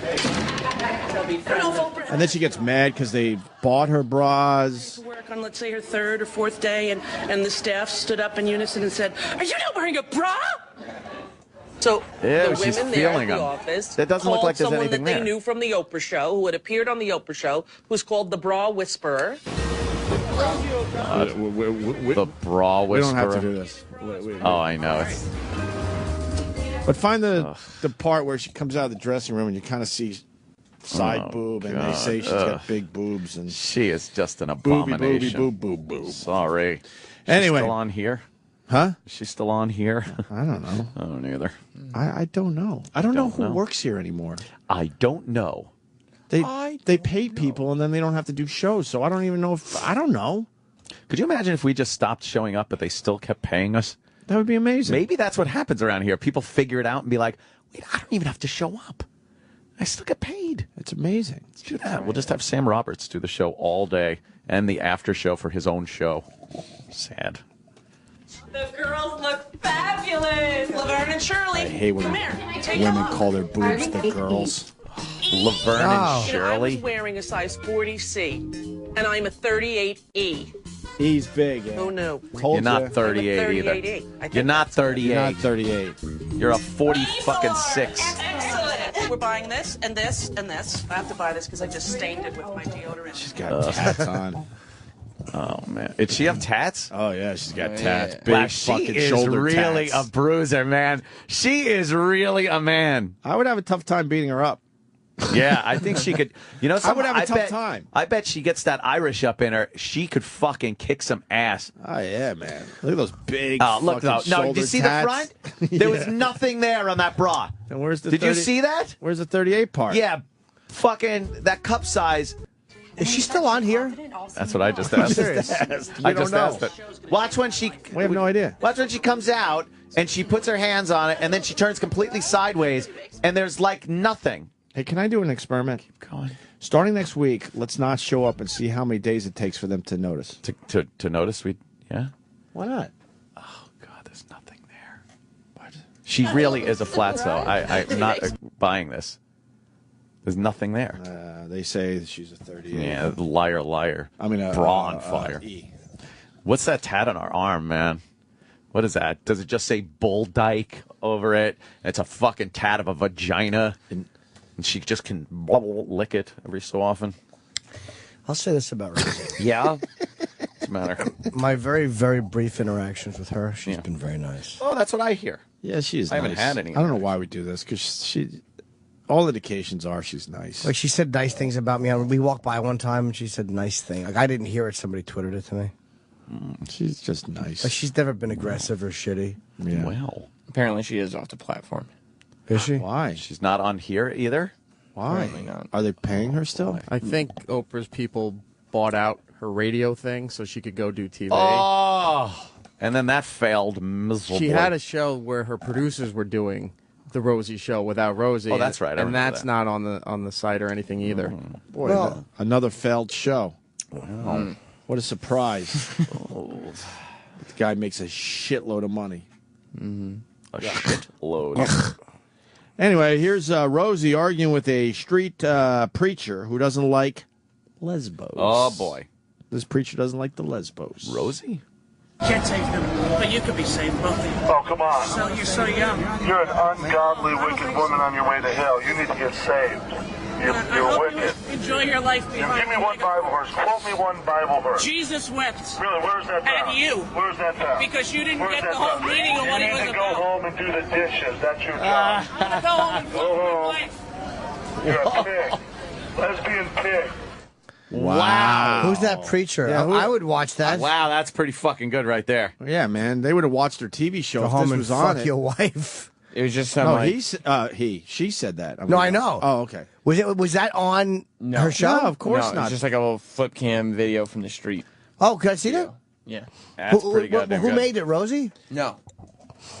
Oh, So somebody what? else was So it was one taking of a those little video? street preachers. Yeah. Yeah, those guys are Megaphone. great. They're all about love. When did that happen? Just And recently. why wasn't I told? I don't know. Somebody should have told you. Oh, wow. So someone was filming Rosie? Yeah. Yeah. Oh, She should have. Well, maybe they didn't have. Sam, you just take so fucking long. to It's do already everything. up. Oh, we need volume again. Oh, I'm sorry. You're an ungodly, wicked woman on your way Sounds to like hell. Ed You Wood. need to get saved. I You're hope wicked. you enjoy your life You behind give me one Bible verse. Quote me one Bible verse. Jesus wept. Really, where's that At found? you. Where's that found? Because you didn't Where's get that the whole found? meaning of what you it was need to go about. home and do the dishes. That's your job. I'm gonna go home and fuck my wife. Rosie said, I'm going to go home and fuck my wife. Fuck my wife. Oh, Rosie, that's hilarious. Okay, I like her now. Yeah, and that asshole, you're a lesbian pig. But you know what? This is the problem with Rosie. I mean, that's Rosie. I would watch That's that Rosie. shit. Yeah, That's why I think I get so fucking mad at her. That was That's at the the show NFL. I'd watch. That was the Super Bowl. They're always trying to shape her into this thing. Just be yourself, man. Yeah. People would watch or listen to that shit. Right? Although Oh, when she was hell yeah. herself on The View, a lot of people didn't like it. When she was pretty honest on that show. And a lot of people were like, You know what? Blow off the She's mainstream abrasive. shit. Blow off the mainstream shit and be yourself. I think also because she was that queen of nice on her talk show, and it was so not her, so that when she started doing The View and being confrontational, people kind of lost their minds. When she was Queen of Nice, though, no one knew yet Exactly. the real Rosie. Right. Why is Vanilla Ice? Oh, that was And the then we Sirius got to XM. know the real Rosie, and then they try to bring her back to the Rosie that got all the ratings. Right. It was too late at that point. Oh, look, that was the Super Bowl. Oh, They Super brought Bowl. Rosie to the Super Bowl. was there. Really? Rosie was there. And now she doesn't even work for the company anymore. Right. Way to take care of someone that you knew wasn't going to be around. Oh, boy. It's silly, right? It is, right? Yeah. We could talk about this company every day. We just try not. I think we do. Not really. Well. I mean, we could fucking do hours on this shit. Cha. Mm-hmm. My God, man. Well, that was kind of cool, though. I'm going to go home and fuck my wife. And she pointed out, I'm going to go home and fuck my wife. My wife. And how, what a dork the preacher was. You're a lesbian pig. Pig.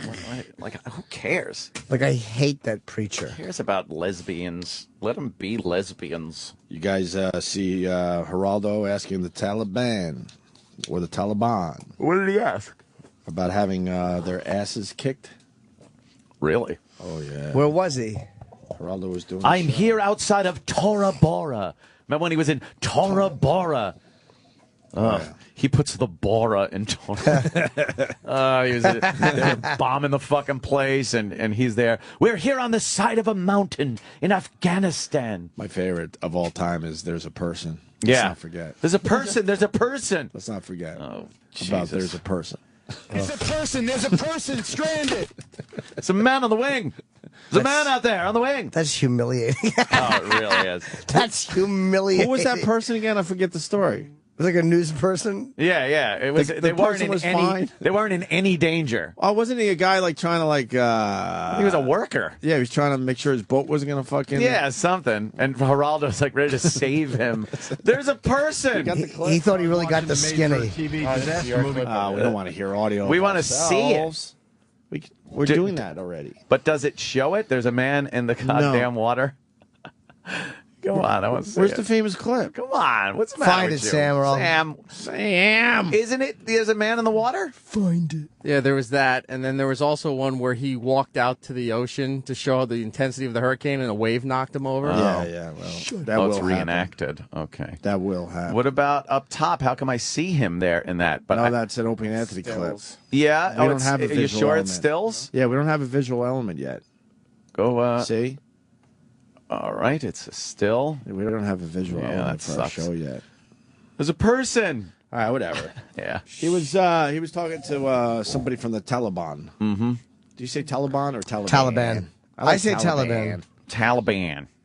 They were firing. I say nasty bad people. Where are they? Oh, you got it? That's where he fell down. How is he not getting? How is this fucking not getting electrocuted? Firefighters as they walk through the area. Low voltage. Geraldo, tell me a little bit about Low voltage Is that what that is? microphone. You know, we're just watching that. Yeah. Tell us where you are and wait, what's going on? Well, we're on the seawall. Look at this. I want to show you something, Martha. Look And you can't see it because the fucking Chiron is in front of him. And they gotta help him up. Oh, that's funny. The firemen come back. Firemen are coming. He's all wet. They're laughing at him because they had no problem walking through the same water. Keeps on ticking, this guy, folks. Like a Timex Not too watch. easy to knock down Geraldo Rivera. You know what happened? That flotsam took my legs out. Oh, no. I know I'm going to be a starved He is a likable guy, though. Yeah, I guess. Like At I least do he didn't like. lose his mind there. I do like Right in the Geraldo. middle of it. I don't think he As liked always. his time with us. He never she's came going back. crazy. Yeah, well, he didn't like me. Too bad. He didn't like Jimmy. I didn't really care. Fine, let's debate. Propane. We smelled propane in these. All right. Some propane. Hey, can we You know play what, dude? That all these guys, like all these public, most of them are dumbbells one on one. And he's not. I'm not saying he's a dummy, but He's a. they he's- just. Ugh. Yeah. Could you play my favorite news clip of all time, weather related news clip of all time? Which one was that? Anyone? Oh, Roy, is it Roy Innes? Oh, yeah. Hey, buddy, I love Roy. Roy's all right. I just My think- favorite, just quickly, my favorite weather related news clip of all time is that stupid broad in the canoe. Oh, right. Kind of show Yeah. how high the floodwaters are with the guy that walks. It's like three guys walk right in front of her canoe, and the water isn't even above the ankles. Yeah, I don't even think it's. You're right. It was crazy shallow. This broad got caught so bad Yeah. trying to Sensationalize it. Thank you, sensationalize the news. It's my favorite weather-related clip of all time. In that moment is everything the news is. Absolutely. This clip should be played every day. Oh, somewhere. yeah. It's To phenomenal. remind you that the news in general just sucks a dick. It's so phony. Like, let's get the canoe. Severe flooding here in the Northeast. As and it was on the Today Show with Matt Lauer, huh? NBC's Michelle Kaczynski, I guess. Oh, pause. Is in Wayne, New Jersey. She's got a paddle. She's got an oar, yeah. Or an oar, excuse me. If you go back, you could see she's trying to make believe that she's oaring through the water, and the oar gets caught on the cement. Yeah. It actually hits the fucking street. That's a mere inch under her canoe. And then she tries to cover it up by taking the oar kind of out of the water. Yeah. East as more rain continues to fall today. NBC's Michelle Kaczynski. Is in a canoe. Oh, that's hilarious. In Wayne, New Jersey this morning. Hey, Michelle, good morning to you. Good morning. Well, obviously we're getting a nice break from the rain, but not the flooding. This is essentially Guys just walked past. They're wearing boots, and it wasn't even up to the top of their boot. And then the broad makes believe that didn't just happen. This is really moving. And as it started to get into Really people's moving, homes, guys. That's hilarious. To get out of here. And in some areas today, How more humiliating. Why would Matt Lauer go with As that? river He seems to levels try to be honest. Did he at say times. anything when they come back? I don't think so. Yeah, after so many days of this, though, it's getting harder for people to take it in stride. In fact, in New Hampshire, the governor said in his state alone, the amount of damage is now in the tens of thousands of dollars. Tens of thousands of dollars? That's not a lot of money for all. damage, for flood damage. What a fucking fraud. That's one house. How great was that? Perfect. Oh, did Matt say something? Walking on top of water. Yeah, okay, he did goof. Thousands of dollars. Katie? Actually, Michelle, I'll take it. Is there some kind of severe drop-off there between the foreground? Don't go back. We saw these guys a second ago. Michelle, all right, good for them. They killed her for it. On top of water. What's going on here? How they replay it. Ride, you guys. When you have a ride like this, why would you want to watch? Oh, yeah. When you can Well, they sensationalize. wouldn't let me go back into the deep water because they were afraid I would just drift out of here. You know, Oh, none of right, the intersections deep where water. It's running through. The current is really swift. The current is swift? When it was up to your waist, Right. it almost felt like it was going to take you away. Strange piece of video there, Michelle. Wow, good for Lauer. Yeah, good that's for him. fantastic. Absolutely. I Katie forgot. Couric. I forgot about that part. All right, It's as Michelle. smooth as silk. Michelle, thank you very much. That's Michelle Kaczynski in New Jersey for us this morning. Was she fired? Because Oh, that's I don't know great. that name. Wow, That's they great. really smashed her. Good for that. That's an interesting piece of video. I'm Michelle. glad they Yeah. fucking acknowledged it. All They right. did smash her. That's good. Geraldo talked to the Taliban guy. Oh. He talked to a real Taliban guy? Yes. Well. Yes. It's a ballsy move. They were firing at... Well, let me start over. Do you remember me at Tora Bora? Nothing, just Geraldo trying to be tough guy with the Taliban guy. Remember me? Do you remember this face when we were bombing you, man? Do you have to return someone's Bora if you tear it? Because you tore a Bora. You tore their Bora. My Bora's got to rip it. Get out of here, you motherfuckers. Jesus. Who's with my Bora? I don't know. I don't know. Someone tore it. I remember that. What's that movie, Tora Bora Bora? With the I don't know. I didn't see that shit. airplanes or something. Good interview yesterday. Oh, jeez. I was howling. Ooh, I don't know. I almost hit the fucking toll abutment when I was listening to that Dullsville interview. Those guys' voices were lulling me to sleep. I was howling. Well, we've done a lot of. We had a lot of video that we went through. Hours and hours of video. He's hanging out with the video of Kurt Cobain hanging out. It's a shit. Everybody. No, they don't. The listeners weren't helping calling in. Good. Yes. Who? Chippa. Did you get feedback? I think it's so Uncle funny. Paul Hargis. Paul Hargis called? Yeah. I love might have Paul heard that Hargis one. because That's when the interview fucking kicked into high gear, as I call it, high gear. to take you inside, the brilliance of Paul Hargis is he kind of like runs out of steam. Yeah. Which forces like Sam to like try to cut him off, and then Paul Hargis gets so mad. I'm not finished. I'm not finished here. You don't have that, true do you? yet. Do you have that? Oh, look, I don't usually archive his show. Who does? Yeah, Sam, I hear did you you. hear that? Well, it's a waste of valuable digital recording space and storage. You're going to have to record that show on cassette tape if you want. There's terabytes of fucking storage, but you know what? He has every after show on DVDs in the back office. He's just to play being him to cool. himself? Yeah, I don't know. You think he's just trying to be cool? Yeah, he tries to be cool saves at every times. show.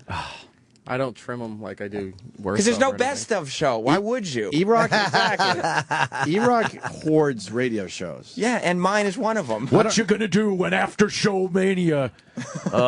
E-Rock, how many radio Runs wild. How many radio shows do you listen to a day? Do I listen to? Don't lie. I honestly, it's podcasts. Not If it's even not this Ron and one. Fez. What? If it's not Ron and Fez, it's podcasts. That's about it. What podcast do you like? Mostly the comics. Bobby, Jay's, Smodcast. I've never listened to a podcast. I listen. Never. Even when I'm on it, I don't listen to it. I'm listening here and there. Oh, I could care less about any of them. I pick one when I'm at the gym. Yeah. That one with you and Bailey J, Bobby, and DeRosa was really good. Of course it was! Jimmy was just waiting for No, but I never listen to that. I don't No? listen when I'm on It's them really either. good. I've done Corollas. I never listened. It's Never. funny. I like Rich and Bonnie. How funny is Billy J? And Billy J was good. Yeah, she's yeah, great. Yeah. That was funny. And Bill Burrs is really good too. Yeah, I've heard Bill's He is goes good. off on some shit and just It's laughing so to weird. himself. I know, it's He's so like, weird he does it with himself. I don't though. know. Fucking moron. He does it with himself. It's Yeah, so yeah. He just sits there and does it. He's really good. And he answers himself because he needs he needs someone to comment, so he'll go off mic to say something. I don't know, Bill. What do you think? Yeah, yeah. Weird. It's good my though. chick was fucking, give me some shit. He just talks about his life. I can't wait for Rich Voss to come in here, which I think Jesus, I think never he's- hear that. Yeah, exactly. I'll tell you the why. cancer word. I had I was gonna make a horrible Nazi joke. Yeah, unless it's on the next train. I'll tell you why. Can't wait till Voss gets. I'll tell you why. Yeah.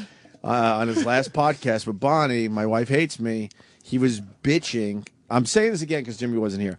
He was bitching because he has to drive his one-legged brother around. Oh, right. That's Yeah. selfish fuck. He is very And selfish. Bonnie called him out on it. Like, are you actually bitching because you have to help your brother out who has only one fucking leg? He is a fucking I think he has Asperger's or he's autistic. Oh yeah. He really is selfish. Yeah, beyond normal. I can't wait to talk to him about it in depth because they didn't really go with it. We would have went with it. Like, what is wrong with you? Yeah. They did it for a minute. I'm like, oh, this is gold, and I can't wait for us to fucking hammer him. He still hasn't let me see his documentary. He has the equine version, the horse's Asperger's. Oh, God. Oh, is he a dolt? He really is. I was in the park yesterday with my son, and I was Your son. I was just staring at a horse for fucking 15 minutes. Yeah. They're Did you ask her for amazing. her autograph? They're amazing. Aren't they? When you just amazing stare animals? at one, literally just take the time. You're like, Yeah. you don't realize how big they are as animals. First of all, you just kind of see horses. They're you don't cocks, you mean? The cock was in. Oh, okay. The cock was in. It was probably a what are they when they a gelding. Gelding, right? This horse, geldings. I think it's an NYPD horse because they were taking care of this thing. They get some stout fucking horses, the cops. What were they? They were wrapping their legs. What's that all about? After a long day, wrapping them nice though. It looked comfortable. Probably for support. Really? I'm like, I wish someone would wrap my legs like that. At the Sometimes end of they the day. put like liniment oil on there. It's like a did almost all like a that. clove-like thing that smells kind of like cloves, and then they wrap it up. What does it So probably help the looked like muscles? It's heat, warm. and yeah, it helps their muscles. It was a soft material first, and then they wrapped after that. See, I don't know this shit, so I was hoping you would know. Police something. horses from the get knee to treated the like fetlock. Yeah. To the fetlock. What's the fetlock? Their ankle. That's that little. That's what tuft keeps the fet from opening. of hair behind their hoof. Their hooves. The reason I was watching for 15 minutes, they were just like the care they gave these horses, brushing them and all that shit. I mean, it was a big pain in the ass taking care of a fucking horse, man. Getting brushed must rule. Yeah, horses do like that. And you get, but like if you're to brush a horse, it sounds fine, especially in New York. It's like, yeah, what are you gonna get? But when I was out in California, they would get dusty as fuck. Like they'd be in the corral and they'd roll over. You ever see a horse roll over, put fucking legs in the air, and they're like, just rolling in the dirt? And then you take like this big plastic fucking comb and you slide your hand in there, and you got to do circular motions. And the dust is fucking coming off of this thing. It's horrible. It's too much work. They don't care if they're dusty, right? No, they love it. It kind of helps. But they them. love that they're being brushed, probably. Do they like being brushed? Oh, they fucking love it, yeah. Do you think, when you look at a cop horse, like I don't mind cops having horses because they are treated. You could tell this horse was beautifully taken care of, man. At the end of the day, I guess they pick a part of Central Park, and everyone comes around and watches as these horses are put to rest for the day or whatever. There's a video. I was reading in Jackie, the book about Jackie Kennedy. She was a big horse girl that loved riding horses, and there's a photo that Clint Hill was so mad that the guy took, where she's jumping the fence. Oh, no, she's on her horse, and this asshole paparazzi stood up and scared the horse by snapping a picture. Shit. And there's a photo of Jackie being thrown over the front of the horse. And Whoa, I've seen that picture. Yeah, Google that, Sam. She's lucky. Dude, she's really lucky. Christopher Reeves thing. Boy. She wanted him to get the film too, right? But Clint Hill just couldn't get the film, and it got published in Life. Wow, everything was published. That's why. Yeah, I remember seeing that picture. And it's an amazing shot of her getting thrown off the front of this fucking horse. I'm not an animal rights activist by any means, but when you see how a horse can be taken care of, and then you see the horse and carriage horses. Oh yeah, where there's spots missing in their coats and stuff. But this horse was fucking perfect. But they do get to eat beefarino, which is really good for horses to eat, but it makes them kind of flatulent. Yeah. So you can say, or is this real shit? Of course, it's Seinfeld. That one confused me. Beefarino. It's big cans of beefarino. I've never seen this picture before of Jackie O. How the fuck didn't she break her neck? Dude, she comes down on her hands. Clinton said she broke herself with her hands, and she got right back on the horse and kept going. Well, you got to get right back on the horse, even when it's literal. Yeah. You got to get back on that horse. She wanted that picture. She was embarrassed. Is that a horse with no name, or? No, it actually had names Irish something. It is very fucking hard to get back on the horse when you've been thrown off. It does scare the shit out of you for a little while. Do that? I would call it a day. Yeah. I got bucked off once, and I wasn't knocked out, but I was really dazed. And when I got my composure, I went to get up, and I couldn't fucking totally get up. And I looked over at my right hand, and the horse was standing on my hand. And I'm trying to pull. I'm like, oh shit! And I had to lift his hoof up and pull my hand out, and I had a perfect horseshoe mark on the top of my hand because he just stopped. He threw me off, and then just kind of stopped with his hoof right on my hand and just stood there. Like, all right, I win. Fuck you. They have fun heads to pet. They do have big, long faces. You could just pet them from between their eyes to their nose, and then you grab their upper lip, and it goes back and forth. Do they like that or no? No, they don't like it. How'd you learn that? Because you grab it. No, I mean, how'd you learn they didn't like it? Because then they try to pull their head back, and you just hold on tighter, and they go, and it's going back and forth. It's they real feel silly. like dicks. Yeah. They don't want to look like dicks. They got big dicks, but they don't want to look like a big dick. And then when they drink water, they go, they squeeze it between their lips, and then they come up and go, and their lips smack together like two plungers, and water just pours out of their mouth.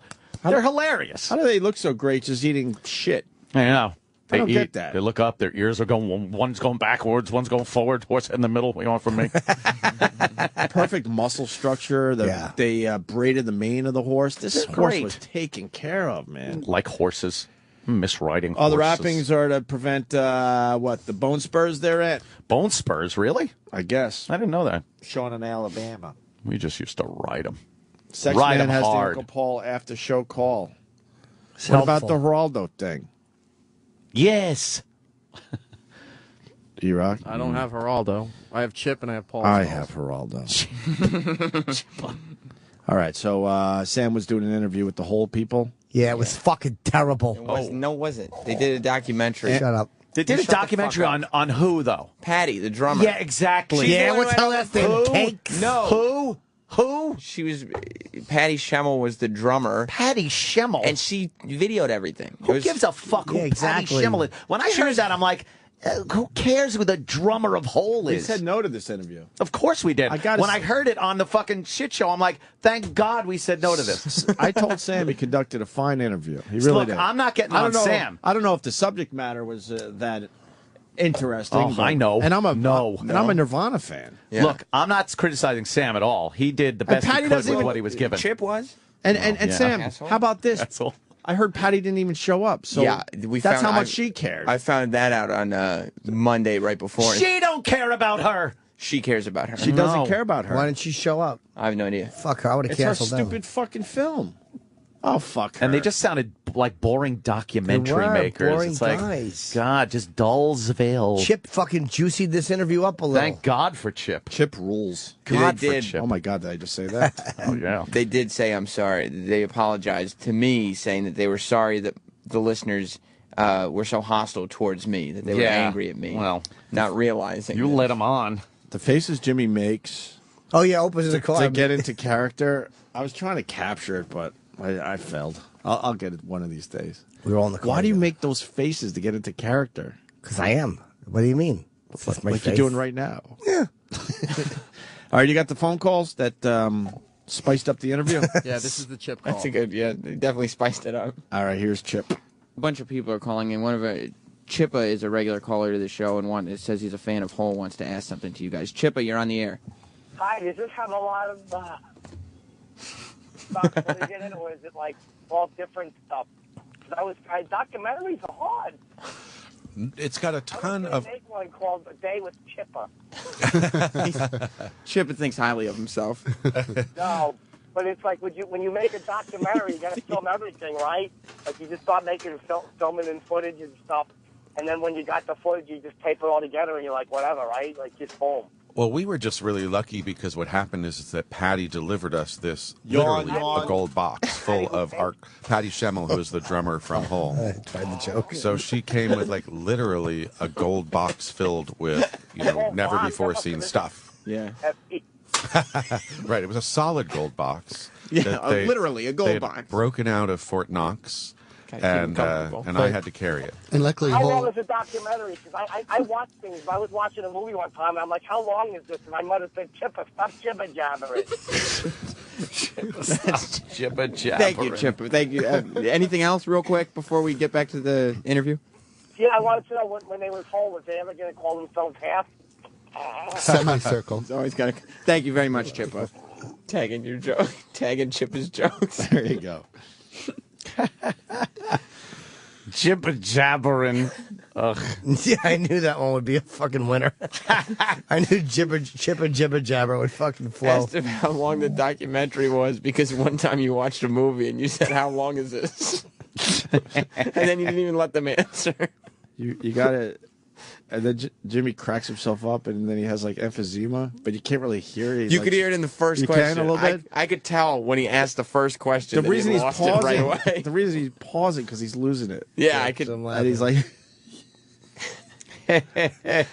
I was so like. you got Paul Hargis. I was trying to maintain some degree of comfortability in the studio, decorum, and I was so worried. My favorite thing is Ramon was going to start talking after Chip. Oh man, yeah. If there was a Ramon coming. My favorite thing is when you're doing one of these interviews and one of us calls just to fucking hammer you. Because I look at the phones and I'm like, I cannot. I'm not love allowed to not take a call from any of you three. He made Uncle Paul wait for 3 minutes, and I knew what he was doing. I'm like, this asshole's trying to get a few real questions in. Jimmy went to me. He's too scared to pick up Uncle Paul.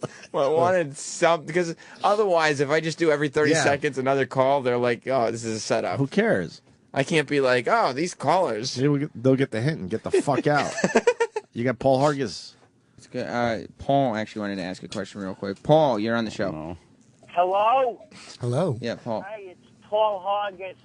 Why did Courtney Love, why is she always yelling about Dave Grohl? How come they don't like each other? Grohl. She was saying that they was all doing this and that with Francis Bean or something. Francis being the Twitter I controversy. ain't finished. I have to say that I don't. There's no way to really answer that question about what it is that keeps the tension between the two of them. I mean, they're two, strong, powerful individuals who have their own opinions about the world. we don't have any insight into what it is that keeps that kind of thing alive. Like she talked about it in the documentary. Did anybody say, "Hey, what's going on with you and James Brule over there?" Because there's so much back and forth. And last name's Grohl. You know what? Hold on a second. All right, Paul. Shut up. They was yelling about the people. concert or something. Your fans love you. Yeah, I guess so. Thank you, Paul. Yeah, but you're interrupting me, Sam. Okay. Goodbye, Paul. I'm trying to ask a question. You got Paul. Jumping in there with your goddamn smarty Alex stuff. Okay, thank you, Paul. I'm gonna hang up on you now. Fuck. Fuck. I love when you get mad because they didn't realize you're not finished. The thing with Uncle Paul too is he interrupts for like this is whenever anyone's talking, you'll hear like, okay, right, sure. He just has to keep, just keeps interrupting with his dumb sounds. All right, Vic Henley next. I don't know if he's here. I have no idea if he's here. Oh, is he? I don't know. He's scheduled for 8, so we'll take a break. We'll get Vic Henley in here. He's funny, man. And then Vinny from the Jersey Shore. He's got his new book, Control the Crazy. My plan to stop stressing, avoid drama, and maintain inner cool. Like the Fonz. He's like the Fonz. And tomorrow on the show, Kevin fucking Hart. Nice. Yes, Kevin will be And in. John Cusack. I gotta get that movie tonight? What? No one keeps telling me I'm going to get the movie. I haven't got the movie yet. Oh, shit, because I have the only copy. Is that true? And I've been pressing it all week. Oh, so we all get copies. Oh, yeah. Nice. No, I want to see it, but he's been telling me. It's like... I got the only copy. I forgot to bring it in. Shit. Someone will have to go get it for you. Yeah, we'll figure it out. Sirius XM. You're listening to Opie and Anthony. Whether or not you're paying attention is another question. All right, we got to do this quick, man. We fucked up with some timing shit. We got Vinny from the Jersey Shore in studio. Yes. He only has like 10, 15 minutes. He's just got to do TV. And also, to your right, Vinny, is Vic Henley, a very funny comic. How you doing? Good, man. We just got off the road with Ron White. Yes, I'm still trying to exhale. Yeah. Good Lord. Have you been drinking recently, Vic? Just a little. I think I'm sweating Patron. Yeah, Vic smells like you just came off the road. And I showered extensively before I came here. You're just leaking booze. I am totally. You're sweating fucking it's brutal. And mushroom juice. You do mushrooms? Well, I wound up, apparently, yes. Oh, shit. So, wow. Yeah, wow. No kidding. You do the mushrooms, Vinny? Never. I think that's old school, right? It was mushrooms very old school? Yeah, very old school. Yeah, totally. Yeah, I think you got to be a little older to be in mushroom culture. No judging, but I never did a drug in my life. It's all right. Really? Smoked a little pot, that's it. Well, that's a drug. Yeah. and Advil. So, liar. Many people wouldn't consider that a drug. What is that wrist thing you have? It looks like a motion sick thing. It's the power and balance. Oh, what is it? Keeps you balanced and keeps you flexible. balanced and powerful. Like if I put it on you right now and tried to knock you over, you wouldn't fall over. That's crazy. I've seen the commercials and stuff, but I'm such a skeptic. Yeah, it works. I know Norton, and I don't believe that at all. Exactly. All you'd have to do is give me a juicy tidbit. That would bowl me over. Wait, how does that really work? It works, yeah. I mean, like... What is it, magnets? Supposedly, like, yeah, magnets in your bloodstream and makes you more flexible or something. I don't know. All right. How does that have to work? Now, because I've seen people, like, push other people... Yeah, in the mall, they're doing one of those things. It's like you don't fall over. This was our like little fad when we were filming in Miami, and we went to a barbershop, and I swear, like I didn't believe it until we went to this like ghetto barbershop because I get my hair cut in the ghetto because like I get the fade, right? So like this humongous giant black guy, he without the thing on, he knocks me over in 2 seconds, right? I put the bracelet on, he could not knock me down. And he was like, you know, a monster. I don't understand how that. It's all in your head. I don't know. But why wouldn't everybody be wearing these? Everybody is wearing Why these. wouldn't? How come every tightrope walker in the circus and boxer isn't wearing Derek this? Jeter wears Boxer, them. Ray Allen wears each one on his ankle. Like I've never like seen a ball player that stands up at the plate and just tips over. Like I understand. Wouldn't the real test be 3 in the morning with a bunch of drunks? Well, that's true. Yeah, absolutely. Too. What happens? It stops you from tipping. Black people wear them. Sure. Hey, what? Forget about it, right? Hey, what the fuck? What the fuck? Right? Not Nice. That balance bracelet, by the way, is a big scam. Is it? Oh, Danny. He's got one on. Our friend is wearing one. There's, I think Australia, some country actually banned the sale of these things because they were just so We don't incredibly like them. I don't false. like the way they're taking people's money. It makes you put them on. It makes you go up when you talk at the end. You sound like a fucking idiot. The reason that you don't fall over, by the way, pretty is good. Like that. I love That's it. pretty good. the second time is because I didn't know you did accents. I had no idea. Sometimes. That's great, Uncle Nino. What the fuck? Yeah, does Nino have one?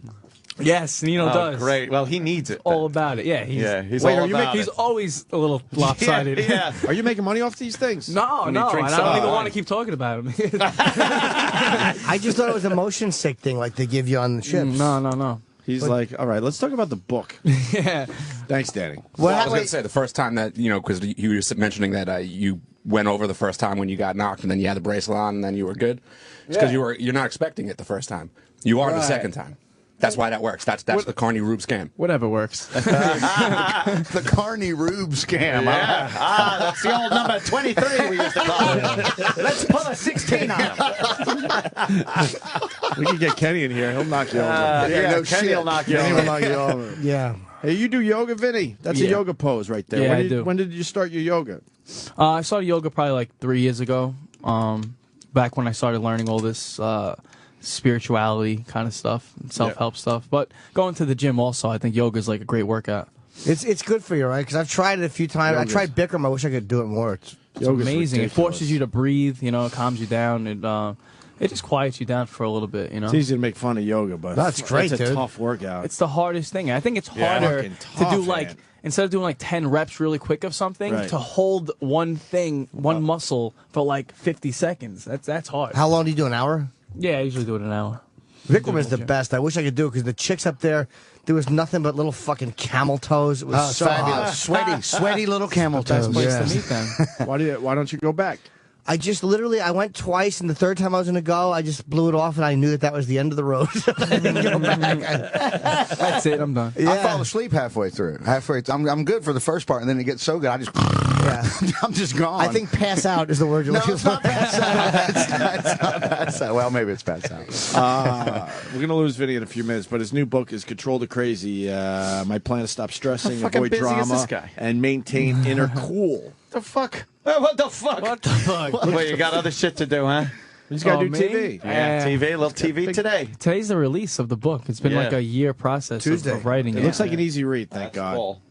Yeah, it's but basically it's like reading a Deepak Chopra book. I read a lot of these books, but I Look wrote at it. you on the back. But I wrote it for like average Joe. Is it a comedy book or is it more of a serious actually? It's a self-help book, but as I go through each mechanism, I give like a funny story with Okay. it. So for example, like because I want to make it easy to read and funny, because those books are usually very boring. So when I'm talking about quieting your mind, quieting your thoughts, I tell them about the first time I lost my virginity. So how I couldn't get it up, you know what I mean? I couldn't perform, and it's my thoughts saying you're a fucking pussy and this and that, you know what I mean? And it makes it worse. And then it started to happen, but then once I learned how to cut that off and shut that down, the nerves go away, and then, you actually perform like a champ. But let's hear about the virginity thing. Exactly. I mean, we'll sell some books for you. no I had the problem, same but thing happen. It's awful. Was the girl? saying, Was she a good-looking girl, or was she some kind of pig? You want to just fucking get it out of the way. She was about the same as the girls that always come in here when I'm in. Any girls okay. today? Yeah, right? Where's the girls that never come down to this side of the building? Unless you're here. Those girls aren't bad, though. Nah, she They're wasn't like bad. 6s, 7s, Yeah, maybe 6.5. sevens. Let's give it a 6.5. Yeah. Do you bang sevens anymore, or do you just kind of go like 8.5 and above? Oh yeah, you bang sevens? Yeah, bro. Yeah, I mean, they hot girls are boring. Yeah, the pigs will give you a little extra. Do you say that to an ugly girl as you're fucking her? That's a chapter. Great. Hot girls are boring. That's a chapter in the book. Hot girls are boring. That's actually. He's right too. They are. Hot I've heard. girls are boring. They just lay there most of the time, expect all the work to be done. The pigs have something to prove. They just the pigs. And they bring bacon. What the and fuck? they bring bacon. And they bring bacon. And they what? And they bring bacon. They bring bacon. So, Vinny, Yo. another season of Jersey Shore. Yes, another season. It seemed like all you guys were thinking, "Oh, this is the end of the road, man. We're done." But You know, we always think that, but after 5 and with all the recent developments that have been happening, we were like, you know, Snooki pregnant at the Jersey Shore. How's that going to work? I don't know. I mean, I wouldn't recommend it, but it's it's a crazy shore house with us drinking and girls and fighting and. Throw in a hormonally challenged pregnant woman. That's a cocktail for success. Exactly. That could be an issue. Absolutely. Would you have sex with a pregnant Snooki? Because even though she's kind of taken, you go there every once in a while. Yeah, so would you do a pregnant Snooki? I think I like her more now that she's pregnant. No, I'm kidding. I think you meant it. No, I stopped. I don't go down that path anymore. So I wouldn't have sex with a non-pregnant Snooki right now. Yeah. Do you not like her, or are you just not attracted to her? We tried a couple times and it just didn't work. What do you mean, to date her, or do you had sex? No, to have sex. Oh, okay. Wait, you've never had sex with her? The show makes it sound like you Do you ever banged have her. those moments where you're like, wait, did we just have sex? You know what I mean? Where Never. Not me. I always know. Yeah, me too, Jim. They get up, they're tucking their dick back in their fucking thing, and they're fixing their fucking implants, demanding their money. she just didn't really do it for me. You know what I'm saying? Like, what? Could you not get a ride with her?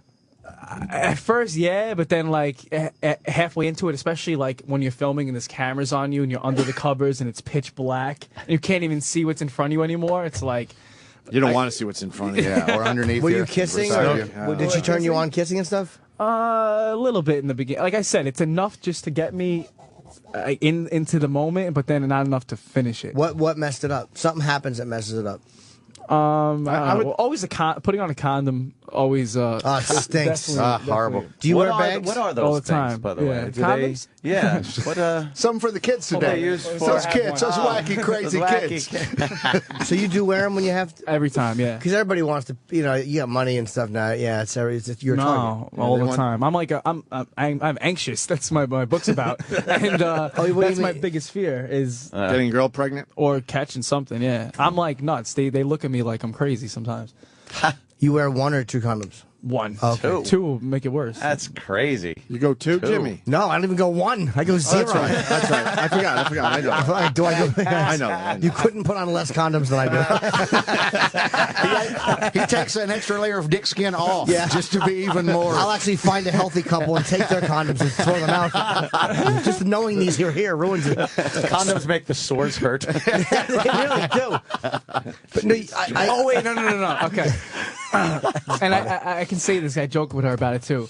I don't know if you've ever been with a girl like this, but she so you go to put the condom on. You have some every guy I think has some difficulties once in a while getting It's like going. beat the clock. You're gonna it's not good. It's not good. Right. Yeah, So in between that, as soon as something starts, she senses something going wrong. She starts going. She's like, come on, fuck me, man, not too much pressure. Fuck me. And Not too much pressure. I'm like, oh, come on. Then it just makes it like. I'll fuck you. You thought you were getting laid tonight.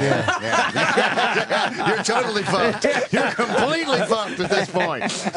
Because women don't know that fucking pressure shit wrecks it. It's like you think you're the only one that has conditions that need to be met to fuck. Right. No. I know. They always say, oh, we have pressure too. We have to be wet. You know, I'm like, shut the fuck up. Exactly. I could drop an oyster in your vagina that will do the job.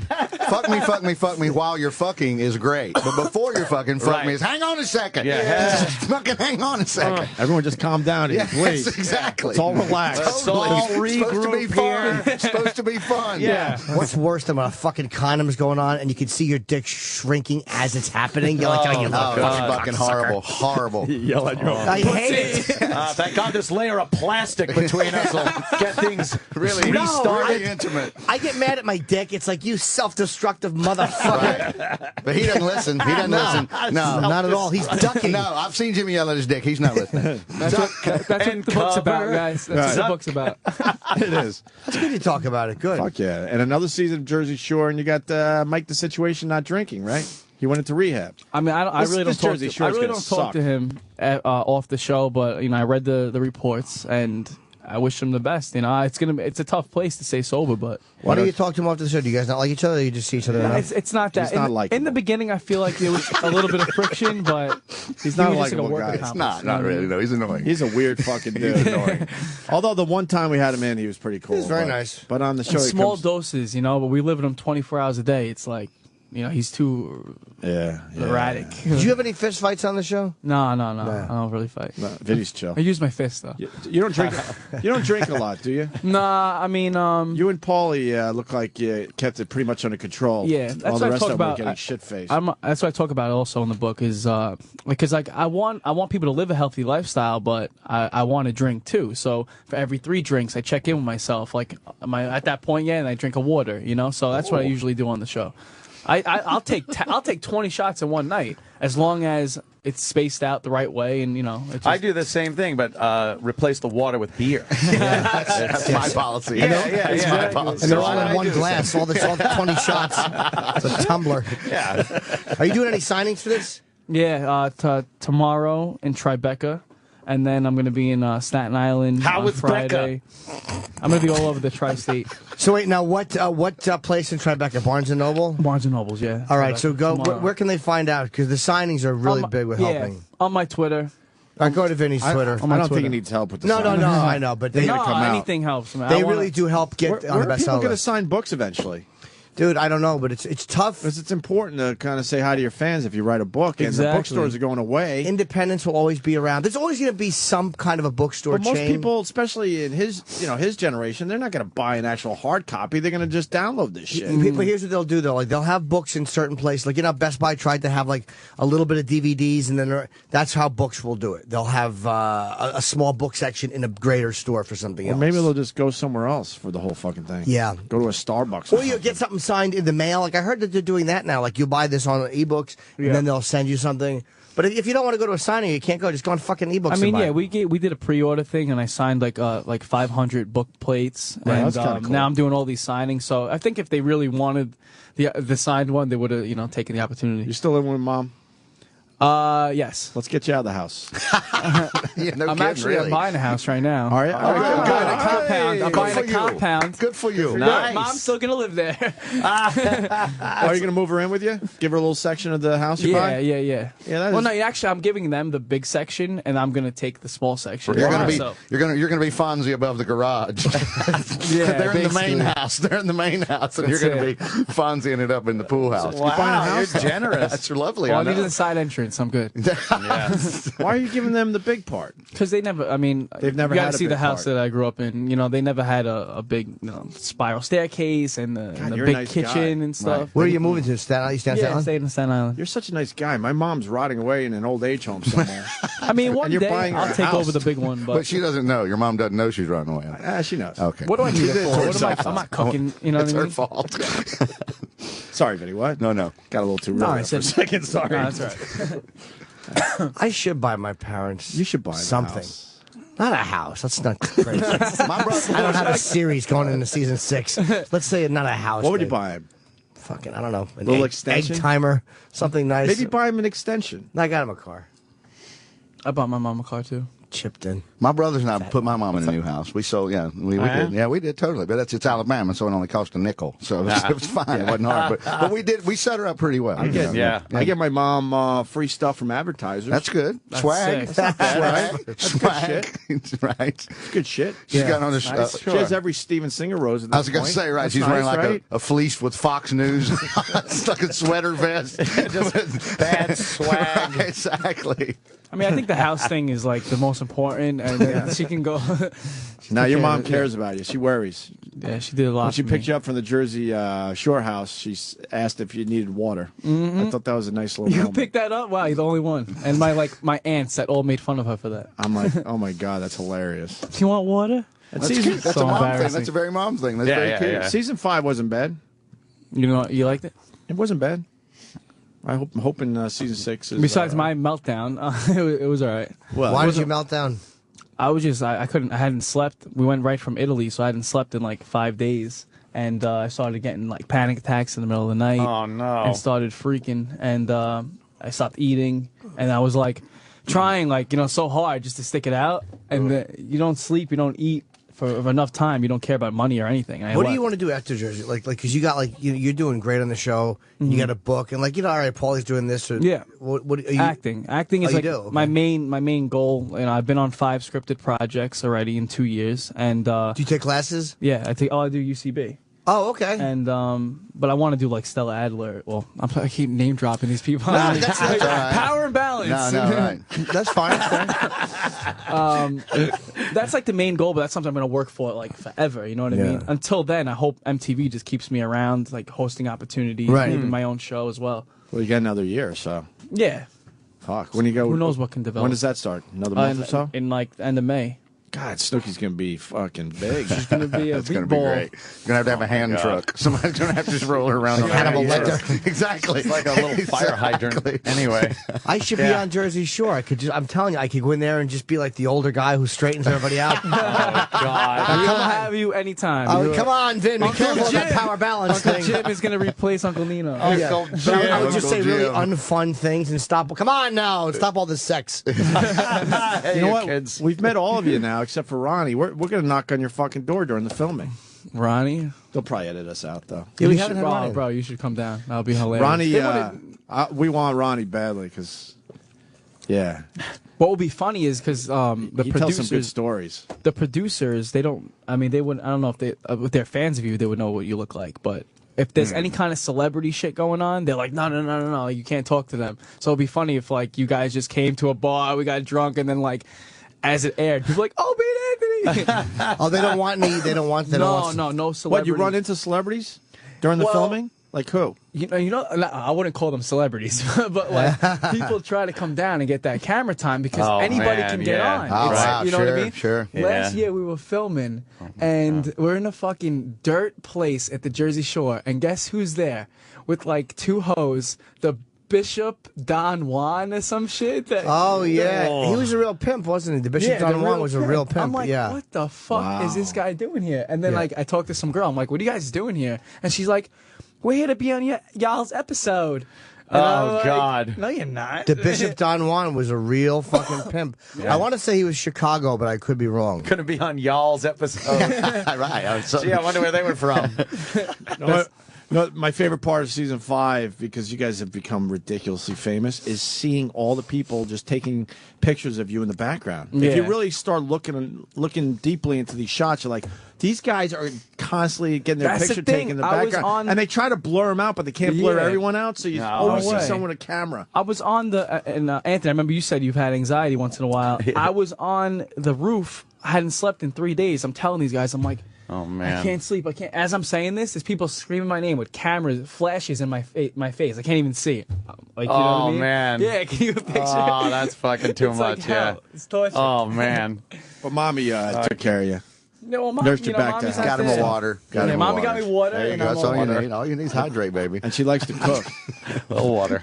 All right, Vinny, we're being told you got to go do TV. He's got to do the TV. So control the crazy. Yep, control the crazy in stores today. Yes, and you can and you can either get it on Amazon or it's very easy just to order these now with one click and fucking to your Kindle or your iPad. Yeah. Or if you want to come meet Vinny, come to a signing tomorrow. Tribeca Barnes and Noble. Whose teeth was that? There will be. I don't know. I heard something. I didn't do it. It wasn't me. Wasn't me. All right. It wasn't me. That was strange. Tribeca, and I'm sure there will be. Are you doing a signing in Jersey at all? Do you know? Yeah. At Bookends? No, Barnes and Nobles. Oh, Barnes and Noble. Okay. Barnes and Nobles, yeah. Do you know where? Clifton and You some Ridgewood? other places. No, I don't think Ridgewood. Okay. I'm in Staten Island, so Staten Island. I get to finally meet all my Staten Islanders. There you go. Yeah. And you're buying the house in Staten Island? Yeah. Do you know how fucking... I've done a signing in that place. Do you know how fucking nuts that Barnes and Noble is going to be? Really? Yeah. Oh, dude. I hope so. I want to meet them because I always do appearances in other places, like little towns, and and I never meet people from New York. Like I'm excited for this whole thing. All right, Vinny, we'll let you go. Thank you, guys. Thank you, man. We Good luck, appreciate brother. it. Good luck with season 6. Yes, please. Busy motherfucker. Quick break, and we continue with Vic Henley. Sirius XM, the Opie and Anthony Show.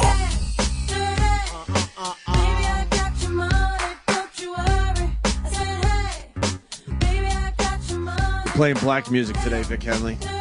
Well, I'm white trash, so it fits. Because it's tax day. It's tax day, that's why. Don't ask. We're doing blacks and taxes.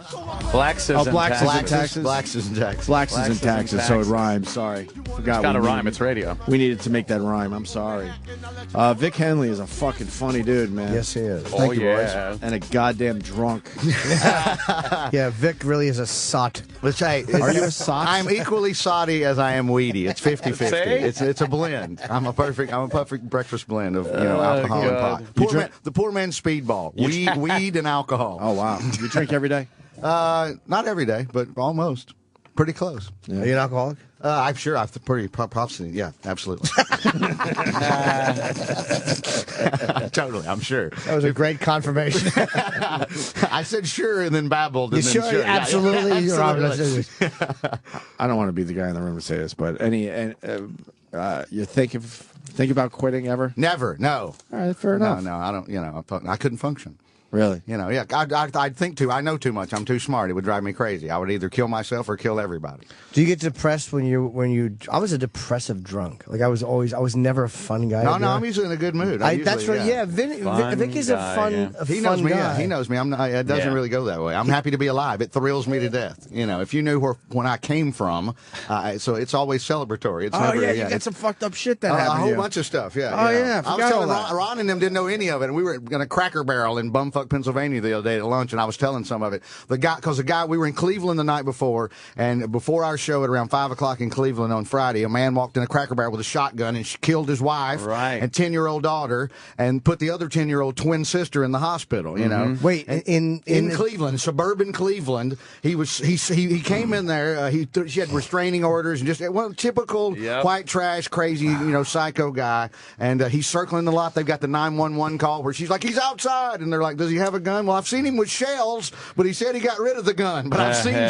She saw him outside, circling the parking lot in his car, and the 911 was like, don't go outside. And next thing you know, the call ends and bang, bang, bang, and then the cops killed him immediately upon arriving. Right. And, no waste of time there. Wait, were you there? No, but the next day we were at a Cracker Barrel. We were 100 miles away the next day at a Cracker Barrel, and they're talking about how fucked up that was, and I'm like, yeah, well, I came from that without the gunplay, but I had the terrorizing wife beater guy that's punching everybody and terrorizing us forever, and I've been in that situation. I was telling him, sitting there in fear and not knowing, I can just relive when she was like on the phone with the guy. It was reminding me of my mom, like calling my grandmother, going, "We're coming. I'm on foot on the side of the highway at 3 years old."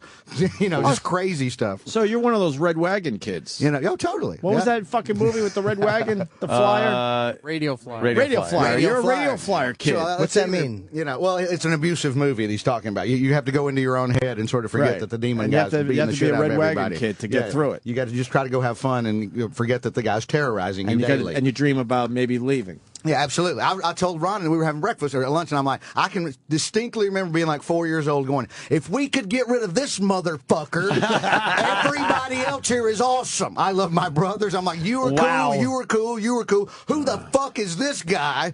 Well, he's your dad. No, he's not. This guy's a dick. We could just get rid of him. Everything would be fine. They're like, you're a little, this is very mature. I was like 4, going, just root out the dick and we're fine. At 4, you knew this. Was he a stepfather guy? No, it was my dad. Dad. Was he was a physically abusive guy? Oh yeah, he was terrorizing everybody. And it wasn't until my brother Terry, who was an All-American football player, by the time Terry was 17 and I'm 5, he showed up one day. He wasn't living there. They were getting a divorce, and he was coming back to the house for one more drive-by terrorization.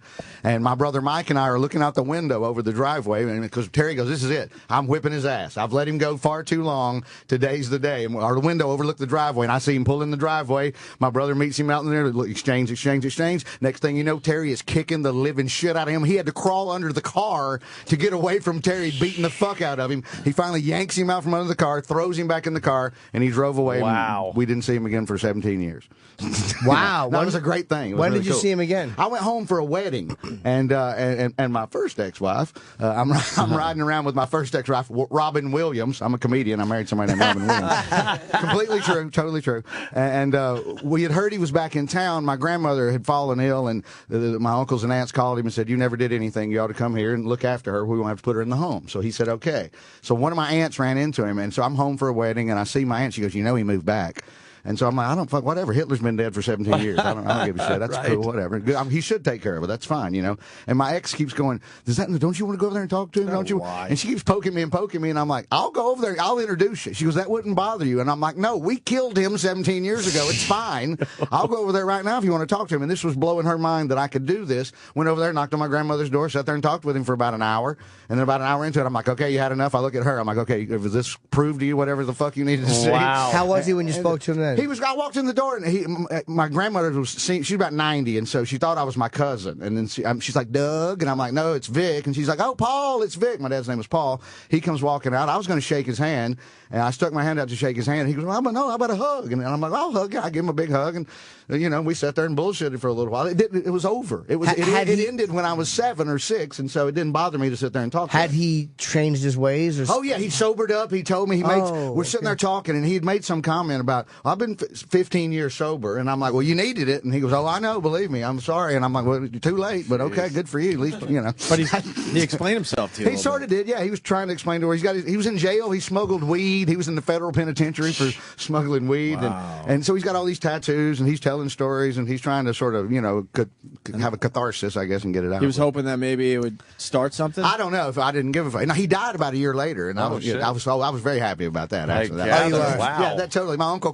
Don Henley calls me. I got Don Henley and Robin Williams. Same story. And so Don Henley calls me, and he'd gone in for some back surgery, and they're like, something happened in recovery. He may not make it. And I'm like, and why'd you call me? And he's like, well, we thought you might want to know. And I'm like, I don't really care at all. Nick something in there? Something, or maybe his organs were bad from all the years of drug abuse, but I don't know. But they call me the next day, well, he didn't make it. And I'm like, same thing I told you yesterday. Really don't get it. Wow. Did you go to the funeral? No, of course not. It didn't bother you at all? No, he died when I was, once we got rid of the mean guy when I was 6, he just became a character in the play that is my life or whatever. Wow. And so it didn't really bother me. Was he really that mean? Like he was awful. Oh, God, it was terrible, buddy. Awful. No, I mean, I watching him play. My mother had a partial little bridge thing. He hit her so hard one time it knocked it out of her mouth. Wow. And I can still see that. Yeah, exactly. And hiding behind the door and having to hide in closets, and he's running around kicking the shit out of everybody and spending all the money. He would pay the bills. He had a stamp that he stole from his job that was like paid, and so he would stamp the checks and then tear them up and throw them away, and then go blow the money on a bender, and you couldn't find him. And so then all the bills would go past due. My mom would go, I thought we paid this, and he'd pull it out. It says stamp paid, doesn't it? It's because he's fake stamped it himself.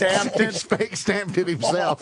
You know, it's horrible. Wow, this guy was something. It's horrible. And you were just old enough to remember, unfortunately. My you were mom, 6. If you were like 3 or 4, you would have probably skated. My mom's favorite one, and she tells it really funny, and it's the most bizarre thing because she's telling a story where he's beating the shit out of her, and she laughs the whole time she tells the story because she grabbed Mike. They're older than me. I'm a baby when this one happened, so I'm only maybe 2 years old. So my one brother's 9, and my other brother's 14, and he's done something, and she's got the two of them out in the yard, and she's running back in the house to get me because here we are going to run just run away from the guy somewhere. And there was a hula hoop on the front porch. And so my two brothers are in the yard. She grabs me as a baby and she goes, and I got to the goddamn top step and the son of a bitch hooked me with the hula hoop. He grabbed the hula hoop and threw it over her and yanked her back with it. And to this day, she'll tell the story. She's like, the goddamn hula hoop. Oh, my if that fucking hula hoop, I would have made it. She don't like hula hoops, huh? And she laughs, and people will be sitting around when she tells us. I'm like, you know, this is a story where you're getting the shit beat out of him. She goes, I don't care. It's funny to me.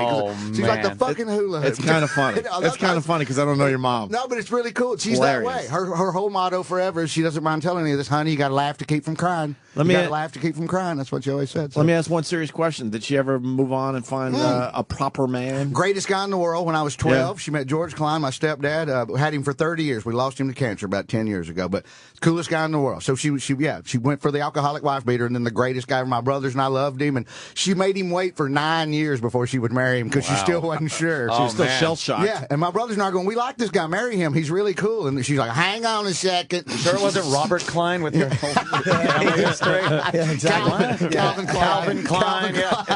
Was my stepdad's name was Calvin Klein. She was waiting for the ringing to stop in her ears. I guess so. No, totally. No, she would laugh at that. She would completely laugh at that. Oh, man. She would completely laugh at that. No, all right. I was a little scared to try that one. No, anything. So your older brother has Terry has probably worse memories than you do. He does longer, right? Yeah, he doesn't like to talk about it. He gets upset when I bring it up. He doesn't like. Oh, really? It, Angry?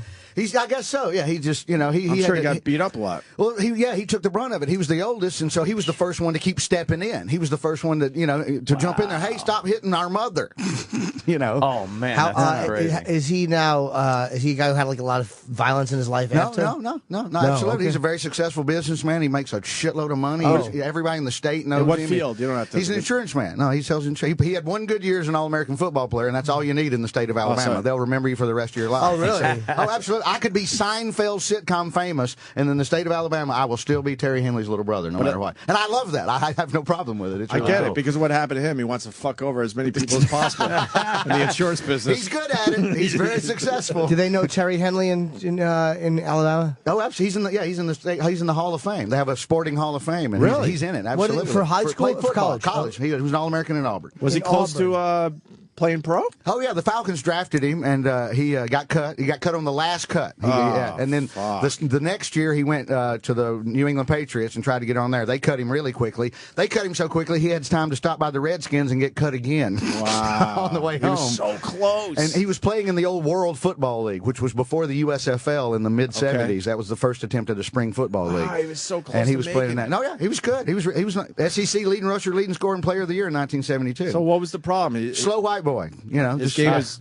slow, no speed. One of those college guys. Yeah, exactly. His game is different from the pros, but never fumbled. Ran. I mean, it was great to sit in the stands and go, well, what do you think's going to happen? Oh, they're going to give it to number 23, and he's going to run for a touchdown. And every single time it would happen, they went 11-1 and finished 4th in the nation. And it was great. So in Auburn, let me ask you, who's a football legend in Auburn? Like your brother's very well known. Who's another Bo one? Jackson. Bo Jackson in Auburn. Is he popular in Alabama? Oh, absolutely. Oh, my God. Him and Barkley, they ought to go governor, lieutenant governor, and they might win. They love Charles Barkley? They absolutely. We were freshmen together. Barkley's a buddy of mine. So, you know? we were freshmen together. I remember I met a real Charles. buddy, or are you just saying that? No, totally. He's in my phone. He's great. Let's get him on the phone. I can. Well, he's going to get pissed if I wake him up.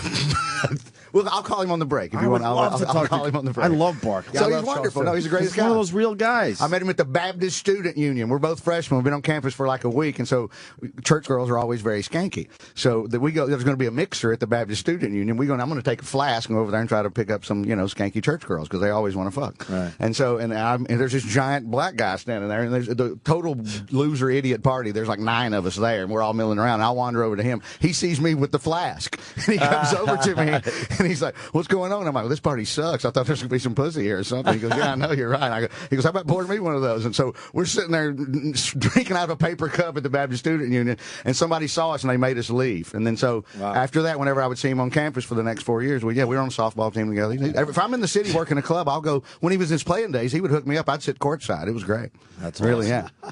I've only met him once, but he's a very he's a fucking funny announcer, and he really is brutally honest. He's fabulous. I remember he threw the guy through the window in a bar in Cleveland, and the guy sued him, and Barkley won the lawsuit, even though it was clearly Barkley. They claimed the guy started the fight, so then Charles was defending himself, so it was okay.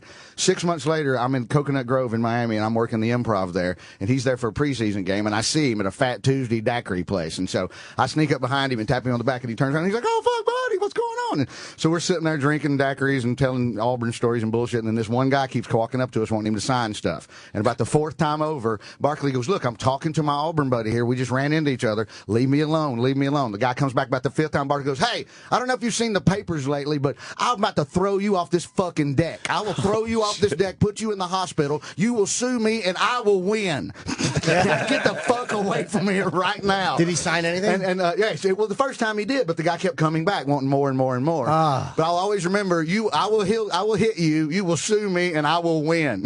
It's the best part of the whole thing. Damn it. Exactly.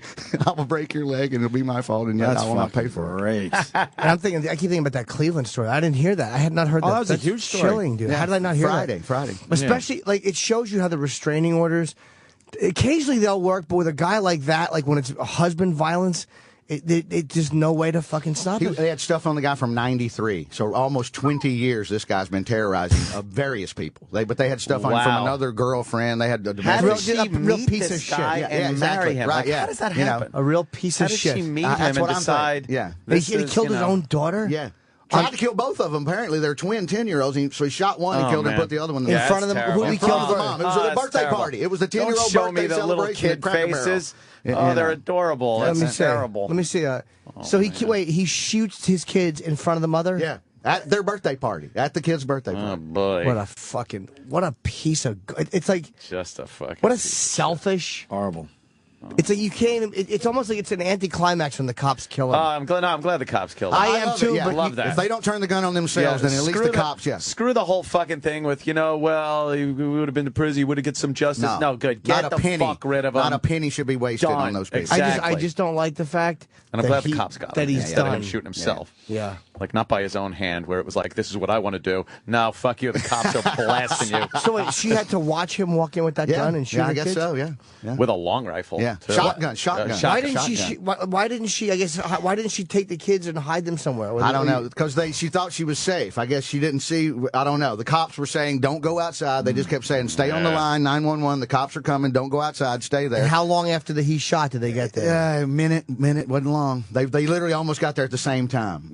So he was he was running from the building. He blew them, blam blam, and then he's running from the building, and then they show up, and he turns the gun on them, and then they shoot him. So Jesus, yeah. So was he drunk? Or they didn't say? I don't know. Yeah, said he had a bunch of bankruptcy. The only thing that was on his record was a couple of bankruptcies and a string of restraining orders against just a piece of human garbage. Yeah, that's why these stalkers, these fucking stalkers who don't leave you alone, I firmly should be killed. Yeah. I really think that the only answer they understand is a bullet in the fucking head. Because they're obsessed and they will never fucking... And they're sociopathically selfish. They don't give a fuck about anybody but themselves. It almost... And stalker, it doesn't...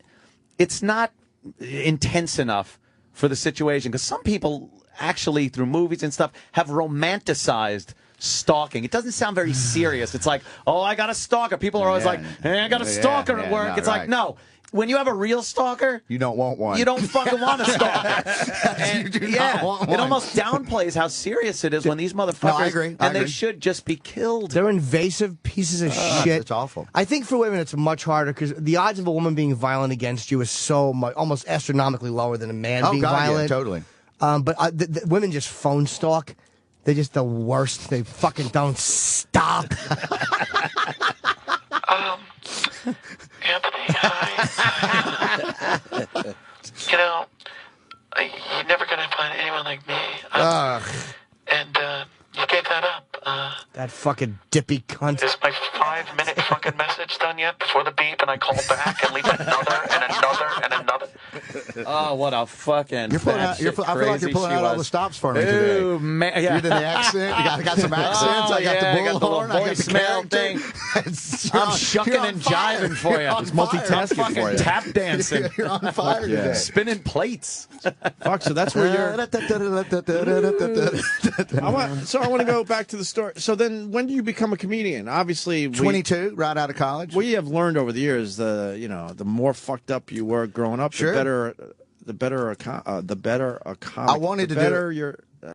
comic you are. I wanted, totally, yeah. All right, I guess. The more tragedy, the funnier you might be. Yeah, usually. But I wanted to do it in college a couple of times, and I went down to open mics and chickened out. And then finally, I had a crappy job that I was been working for about 8 days, and I came home about the 8th day, Wednesday of the second week of my working career. What job was it? I was selling copiers, and it was boring as shit. Yeah, and they were not just regular copiers, specific copiers that you sold to engineers and architects because they made copies of blueprints and these big plans. How close did you come to killing yourself? Well, 8 days in. It took 8 days was it, and I came home on that Wednesday afternoon. I'm like, get the goddamn newspaper out. I'm going to open mic night. I've been a pussy for too long. This is driving me crazy. I've told the story on here. Vic has the greatest shut people the fuck up on the planes. It's my favorite. What is it? Because they always ask you what you do for a living, and it stinks. And you can't tell them you're a comic because you're going to get stuck with some guy wanting to knock jokes for the next 3.5 hours. So my cousin's real funny too. That's what you get. My brother-in-law's a comic. My brother-in-law's a comedian. Oh yeah, he works down at the Wigwam, and it's just fucking horrible. I always tell him I'm a Midas muffler salesman, and I'm like, actually, I'm the guy that when they build a new Midas muffler shop, they fly me around America, and I go in there and make sure that everything is Midas-ized. Perfect. And they shut up immediately. They never ask me. They never ask me. The worst job ever. They never ask me another Why don't question. you go with the copy job? So the copy job would be good too. That'll shut people up. Well, because that requires then they're gonna because everybody knows the cop. They're gonna ask me about toner. Yeah. I'm gonna get. They're gonna ask me some specific shit. Fair enough. Oh, my copy machine broke down. Nobody wants to know about a Midas setup. Just making sure the Midas size is correct. This is perfect, fellas. See you on my way to Columbus. That's a great It's my favorite fucking excuse. It always works. Wow. Yeah. It does. Has there ever been a follow-up question? Never know. And my buddy David Lorino suggested that because I remember I was in comedy for about a year and I was bitching about everybody bothering me, and it's just a friend of mine who actually was a real copier salesman at the time, worked for Xerox, and he said, he goes, tell him you're a Midas muffler salesman, Henley. And I'm like, what the fuck? He goes, because that's the most boring fucking shitty job ever. There's Midas muffler salesman right now listening, going, motherfucker, man. Meanwhile, Vic's in first class. Yeah, wow. Totally. Sales are good, huh? How many ex-wives? 2. Why? Why did you go the second time after the first one went? Hot, gorgeous, beautiful, fell for it. Yeah. Absolutely. Oh, all right. Yeah, don't let it.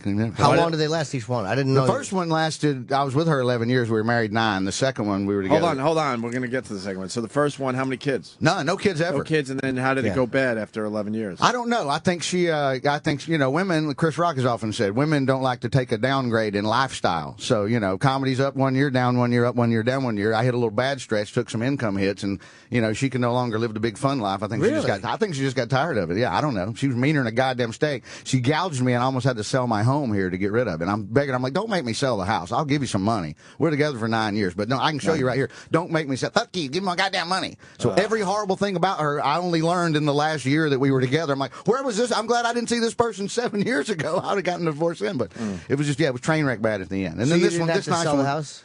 No, I had to. No, I just went on the road for like 2.5 years and solved it financially. And but yeah, it was a long, hard stretch. Oh, I don't, not anymore. Just enough time went by. But whenever I think of her, I don't think fondly. You're too forgiving. I just move on. You're too forgiving. I just forget. It's not forgiving. I just move on. You just forget? Yeah, I just discard. I wouldn't call him forgiving. Your father died. Well, whoop-de-fucking do. Exactly.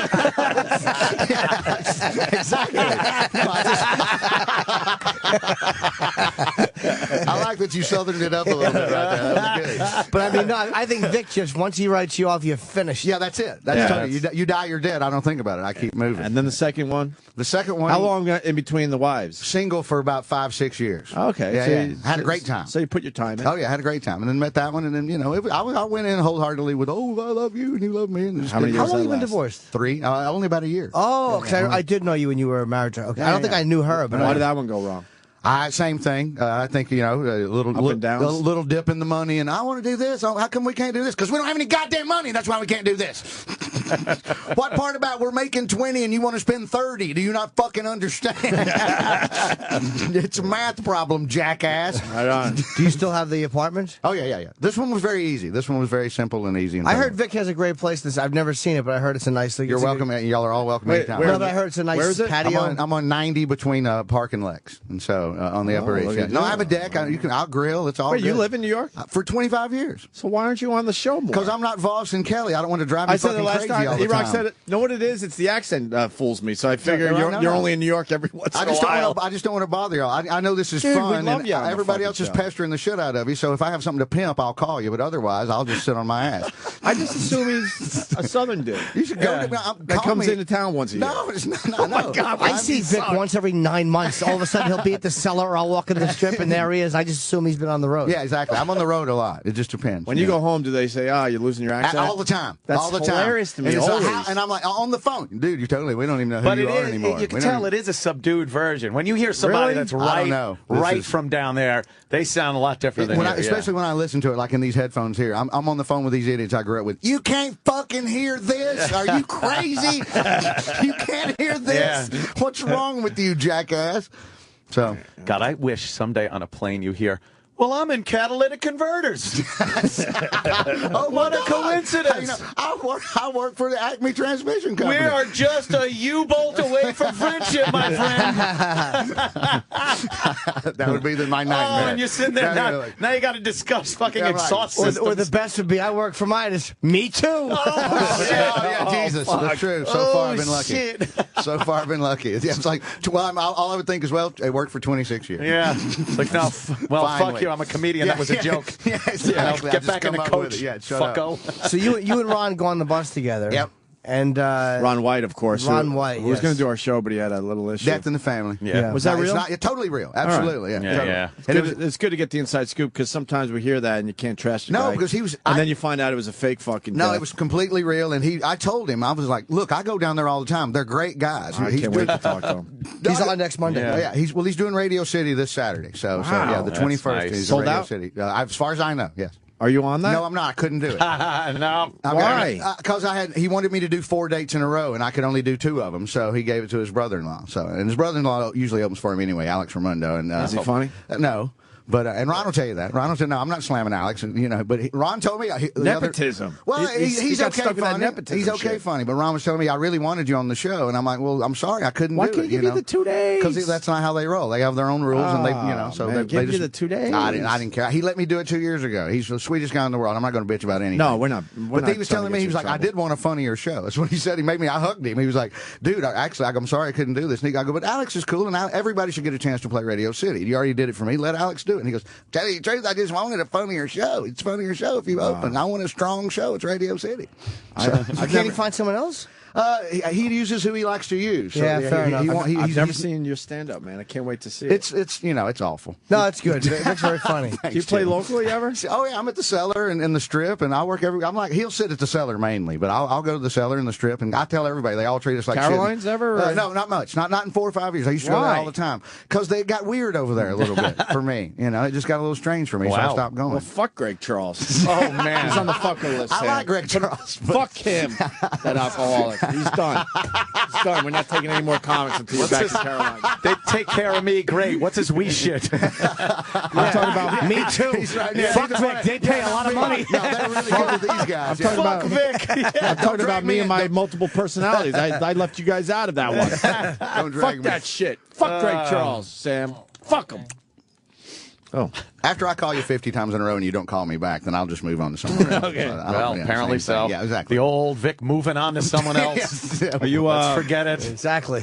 This Thursday at the Melting Pot in Athens, Yeah, Georgia. Melting Point, Athens, Georgia. It's a that's music point. venue. It says pod here on my whatever. fucking Melting list. Point. It's the Melting Point. It's a Is music Athens venue. cool? Yeah, Athens is wonderful. I hear good things. I've been going there since the 80s. It's absolutely fabulous. What makes it so cool? The music. It's like a little mini Austin, Texas. You can walk down the street and see a punk band, a country band, a rock band. And Yeah. it's a university town. The University of Georgia's there, so it's pretty good. I want to go to Austin badly. That's fabulous. What kind of gig is it, the Melting Point? It's a music venue. And, oh, you just said that, but I mean, is it just it's you? just me. Karen Morgan. Karen Morgan is a funny lady. She lives up in Maine. She's a Georgia graduate, and so we were at a Georgia game last year, and she said we should come here and do a show. And so all of her friends in the junior league and all the fancy people found this venue, and so we're going to go do a comedy show in Athens, Georgia tomorrow night. Should be really fun. Should be really good. You flying down tomorrow? Thursday.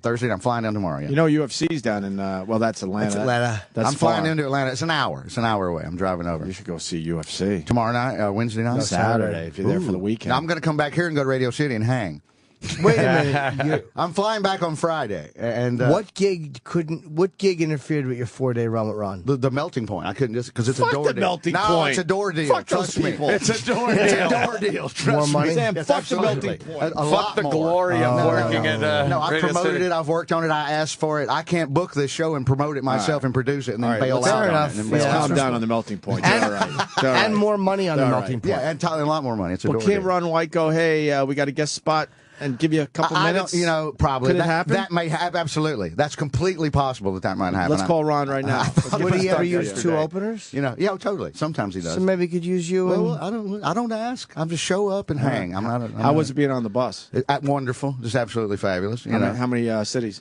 4: Toronto, Cleveland, Columbus, and Mansfield, Pennsylvania. How's he selling Toronto? Well, sold out. Absolutely. Massey Hall is one of the oldest venues in the North America. How many people? 2,500? 2,700. Yeah, 27, Fucking 2,800. Ron White sells a lot Absolutely, of tickets. yeah. Larry still sells a lot of tickets. Oh, yeah. He's doing really, really good. The 3 of them together didn't do as well. When they tried to call it Them Idiots without Ron, they just went out. Ingval Foxworthy and Larry the Cable Guy went out without Ron and tried to redo the magic and do the big 15,000 seaters like they did back in the day. Didn't happen. No, it didn't happen. happen. Nobody bought it. Yeah, it didn't work. How did they do? How bad? Individually, cable guy, who's Dan Whitney. It's hard for me to say cable guy because I just want to say Whitney because I've known him for 1,000 fucking years. Right. Whitney does fine by himself. Foxworthy will do okay. Ingval needs them both. No, he does. And Ingval had a show. So Foxworthy could do 2,500, couldn't he? Easily. And so can Dan, like cable guy. So can Dan. He's totally good. But Ingval and Dan, they love just shitting on Ingval all the time. He's the running gag of Tony La Russa. Tony La Russa, the Cardinals manager, does a big benefit every year. And so Kathleen Madigan, comedian, funny as shit, is a friend of his. And so La Russa was calling Kathleen to try to find Ingval to do the benefit. So Madigan knows I'm friends with cable guys, so she's like, hey, get me through the grapevine here and get me a hold of Bill. So I text Dan. I'm like, Madigan's looking for Ingval for Tony La Russa to do the benefit. And the first thing back on the text is, has he seen his act? Why the fuck would he want this piece of Always. shit? He can just sing every single time because Ingval will get his feelings hurt. He'll acknowledge that you're getting to him, and then that just makes it worse. Oh, yeah, You'll start piling on. Then you really pour it How on. many seats does he do?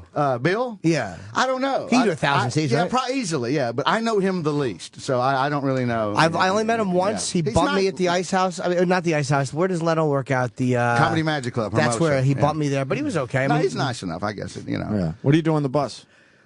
Drink beer and watch TV and laugh, sit there and tell stories. You got a bunk? And so, oh yeah, totally, yeah. Like it's one of those very tiny comfortable, bunks? but it's got its own flip down DVD. It's got headphones. It's And you just chill. Yeah, absolutely. If you can sit there and laugh and bullshit with everybody, or it's kind of just a rolling hotel. I've always wanted to do that. Just get on a bus. nah, the bathroom situation would bug me.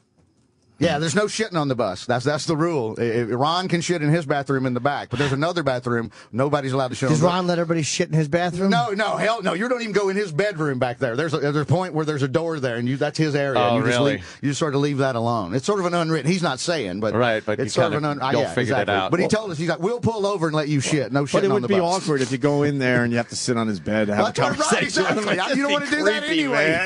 Exactly. You don't want to do that anyway. There's no room for anything. No, so you have that's to what it is. It's wall to wall bed. Yeah, Exactly. you would have to sit on the edge of the bed. You're like the girl that's all of a sudden back in your hotel room and you're both sitting there on the bed looking at each other awkwardly like, we're going to fuck or not? What's going on here? Is this going to happen? So he has a big, what kind of bed is it? Big king bed. Yeah, a king big bed? nice. Oh, a absolutely. fucking king bed. No, it's nice. It's the whole back. Wow. Yeah, when the bus extends, it's got an extender that when you're parked, they hit a button and this little unit slides out and makes it even bigger. So the living room opens up even nicer. Oh, okay. Oh, yeah, that's really cool. Now, why wouldn't you want to do that, Jimmy? That sounds cool. No, to be in Ron's room seems cool. The fucking king bed extender sounds phenomenal. Taking a dump, laughing. You always got to be laughing. Exactly. Everybody's turtling in the fucking front of the bus. I'm shitting till my fucking hat falls off. It's the Vic Henley accommodations you don't like. In the tiny bunk. In the tiny, it's not that bad, you know. But why would you do that when you could? Oh, I guess they save airfare. But a bus like $1,000 a day, right? He owns it. He bought it in. That's what you know what? I did hear that. He bought it in 06. It was 3 months old the first time I was on it with him. We were talking about it the other day because Pat built the bus. The bus driver occasionally, because he knows him and they're friendly, he usually has a different driver. But every now and then Pat will want to just take a little vacation. So the man who built the bus actually will get on the bus and drive us around for a while. So Pat happened to be on this run with us. And I'm like, Pat, when was that? It was 06. Because I'm looking, the thing looks brand fucking new. It hadn't changed any. And then there's been a lot of attempts at destruction of the bus, believe me. You know, the bus has been treated like comedians treat hotel rooms. I'm surprised the fucker rolls. And so but I said to Pat, he goes, no, it's pretty good. I go, if you had to do it, he goes, no, he goes, Henley, I'll build them right. You know? Wow, so man, basically, that's got to be nice. He's probably saved because he was doing such massive venues, so much money on. Does he sleep in the bus overnight? He does, yes. Everybody else gets a hotel room. They'll pull in, but he'll stay in the bus. You know. He likes it. Why get a room? He's got a suite. Do you think he likes staying on the bus, or he's like, I paid for it, I'm staying here? I think he really likes staying on the bus. He got all of his porn. He's all set up. He's got everything. Yeah, that's what it is. You know, it's totally his comfort. It's his little comfort nest, so to speak. So why unpack all your shit and go inside when you can jack off right here? And I'm sure that the fucking I'm sure the venues would give him a suite for free, so he wouldn't even pay for it. Totally. Yeah, but he doesn't. He likes how it is. You know, when it was really low for him before they all blew up big, he was riding around in like a van anyway. So he's used to sleeping in the car in the parking lot. Where's he shower? So to speak. He's got a big deluxe shower. The bus is fabulous. No, you can move. It isn't like a cruise ship bathroom. It's like a hotel bathroom. It's granite.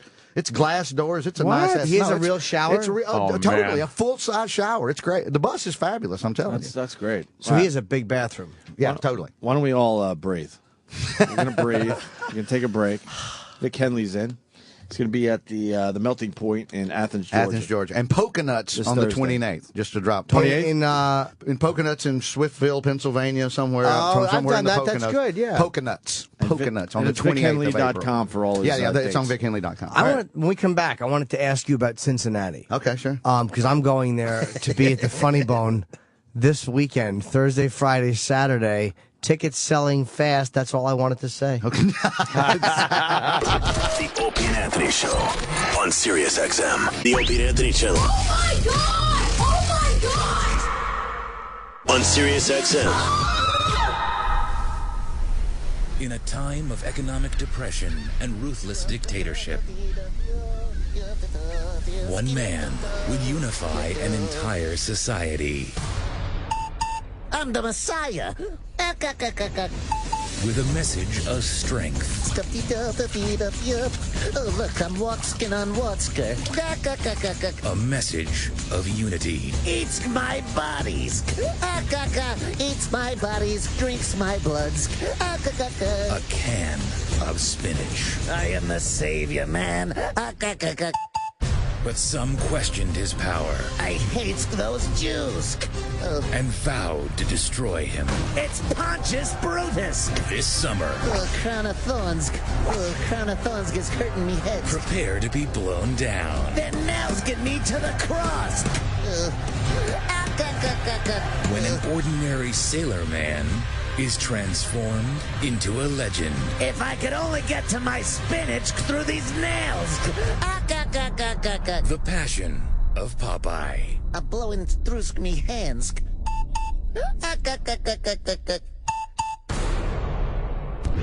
Sirius XM. Sirius XM. Yeah, this is the Opie and Anthony Show. Yeah. I took quarter water, sold it in bottles for $2. The Coca-Cola came and bought it for beans. What the fuck? Talking to Vic Henley today. Me and Jimmy were talking. We're like, we got to get you on the show more.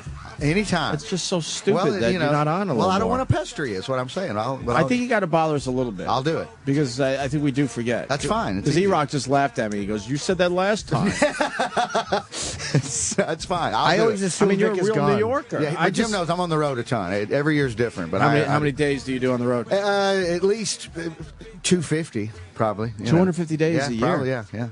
Wow. Does that get tiring? It just depends. If they're really good gigs and they're fun stuff, then I like doing it. If it's me begging for shit money, then it's not fun. But when you're dictating the position, it's always fun. Are you one of those guys that just stays in the hotel room, or do you get out? No, I go see always. I always go see shit. Yeah. No, I'm the guy that stops and reads the plaque by the side of the highway. Oh, really? Yeah, I mean, yeah. My second ex used to call me Captain Americana because I like reading the cheesy road signs. What's your favorite city and why? I like Austin, Texas because of the music. Yeah. You're a music guy. If they would go till 4 in the morning, it would be the greatest city in the world. But that's the only pussy thing about them is there's last call at 1:45. They're like, yeah. I can never get used to No, that. I've been bitching about that for 20 years. When you're in New York and it's 4 in the morning, and Call a it lot the of Big times they're Apple. very the Big Apple. A lot of times they're really kind of cool about that too. Then when you go to another city, it's like, yeah, you're out, you're drinking. It's like, all right, let's go. The lights come on. Yep. What the? Right. How can you call yourself the live music capital of the world? Yeah. And 1:45, that's fucking it. No, that's bullshit. That's my only issue with them. When you're out and you, what do you do? They go to Mexican in Austin. They just end up at Mexican food joints eating until 3 and 4 in the morning, and you know. I did that. What's it called? That gig. Cap City. I did that for the first time, and Rogan was there in town for you. So he came by the show, and we went out to eat after me, him and Kenny, and it was fun. So you went to It's a great town. You've been in Austin. I did. It was fun. Yeah. Sold a lot of tickets. It was great crowds. Fucking great city, man. There's been comedy in that room. It was called the Laugh Stop, but in that same space, there's been comedy there since 1984. Wait a minute, the Laugh Stop. I did the Laugh Stop once. It's in the same building. It's in the same shopping center. It was just sold. It changed ownership in around 03. But there's been comedy in that space since 1984. How long has it been Cap City? At least 10 years or so, I would think. Yeah, something like that. Well, what kind of music? Any kind and all things. If I like it, I like it. Give me 5 bands, quick. that you like. Marvin Gaye, Hank Williams Sr., the Violent Femmes, Sick fucking puppies, Tupac, anything, anything and everything. Violent Femmes, really? I love the Violent Femmes. Sure, Let Me Go Off Like a Blister in the Sun's a great fucking. Well, that's the one we all know, but I don't know anything else. I've got Girl Trouble Up the Ass. You don't know that one? It's a great one. I've got Girl Trouble Up the Ass. Are they lesbians? I don't know. Were they girls that sang? No, two guys from Milwaukee. Two guys from Milwaukee. They're from Milwaukee? I didn't even know that. I Two thought guys they from were Milwaukee. girls. No, Let's two listen guys to from this Milwaukee. real fast. Girl, trouble up my ass. Hang on. Picks up. Don't tell me no jokes because I ain't going to laugh.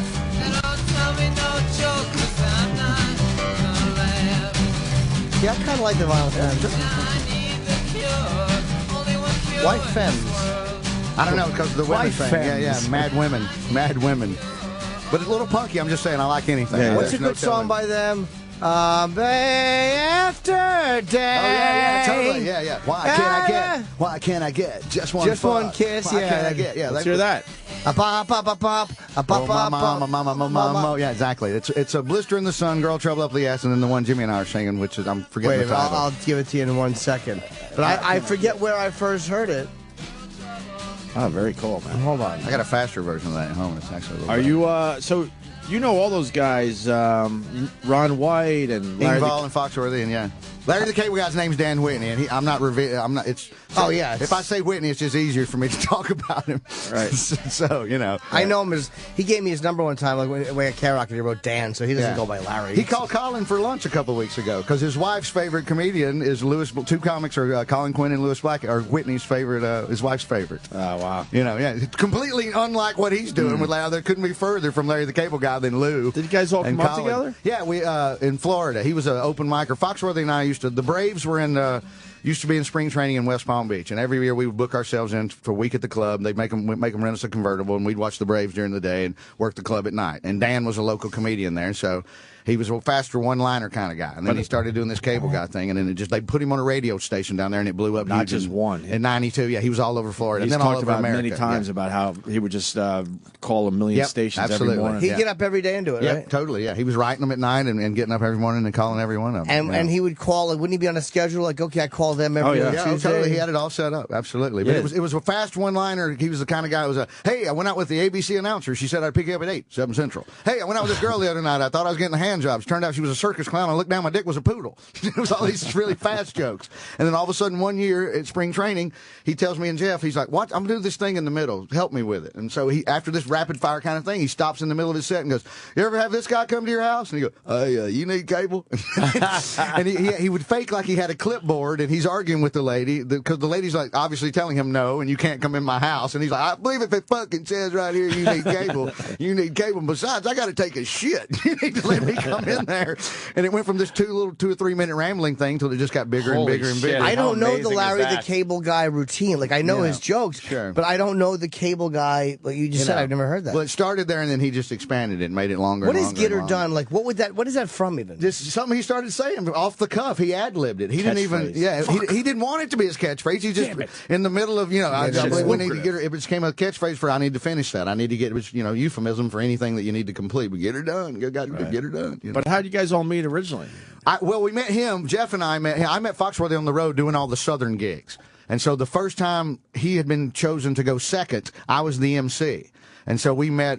He was about a year ahead of me. So, and he didn't like me because I was funny and it was making him work. And so his wife showed up on the weekend, and she's talking to me in the club one night, and she's like, "Well, I bet y'all been laughing and cutting up." I went, "Fucker ain't said a word to me all week." And she goes, "Oh, the pussy. He thinks you're funny and you're making him work." And so when he came off stage after the first show on Friday, she chastised him. She goes, "I've been talking to this guy for a half hour. He's fabulous. You're a dick. You've been missing out."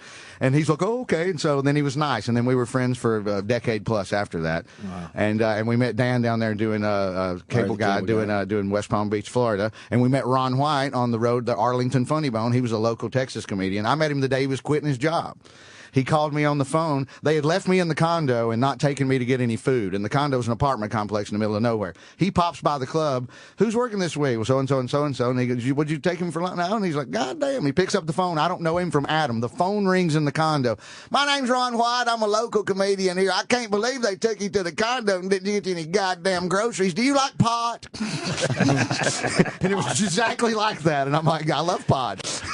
So he goes, "I'm going to come over there and take you to lunch and we'll get you some pot." And so next thing you know, on the door, and there he is. He walks in, flips down, rolls one. We smoke. He takes me. Bobby Valentine was managing the Texas Rangers at the time, and he had a sports bar. So we go there for lunch, and he's telling me, I'm going to be a comedian. I'm open mic. I'm going to be the owners of the chain saw me. They're going to give me 35 weeks a year.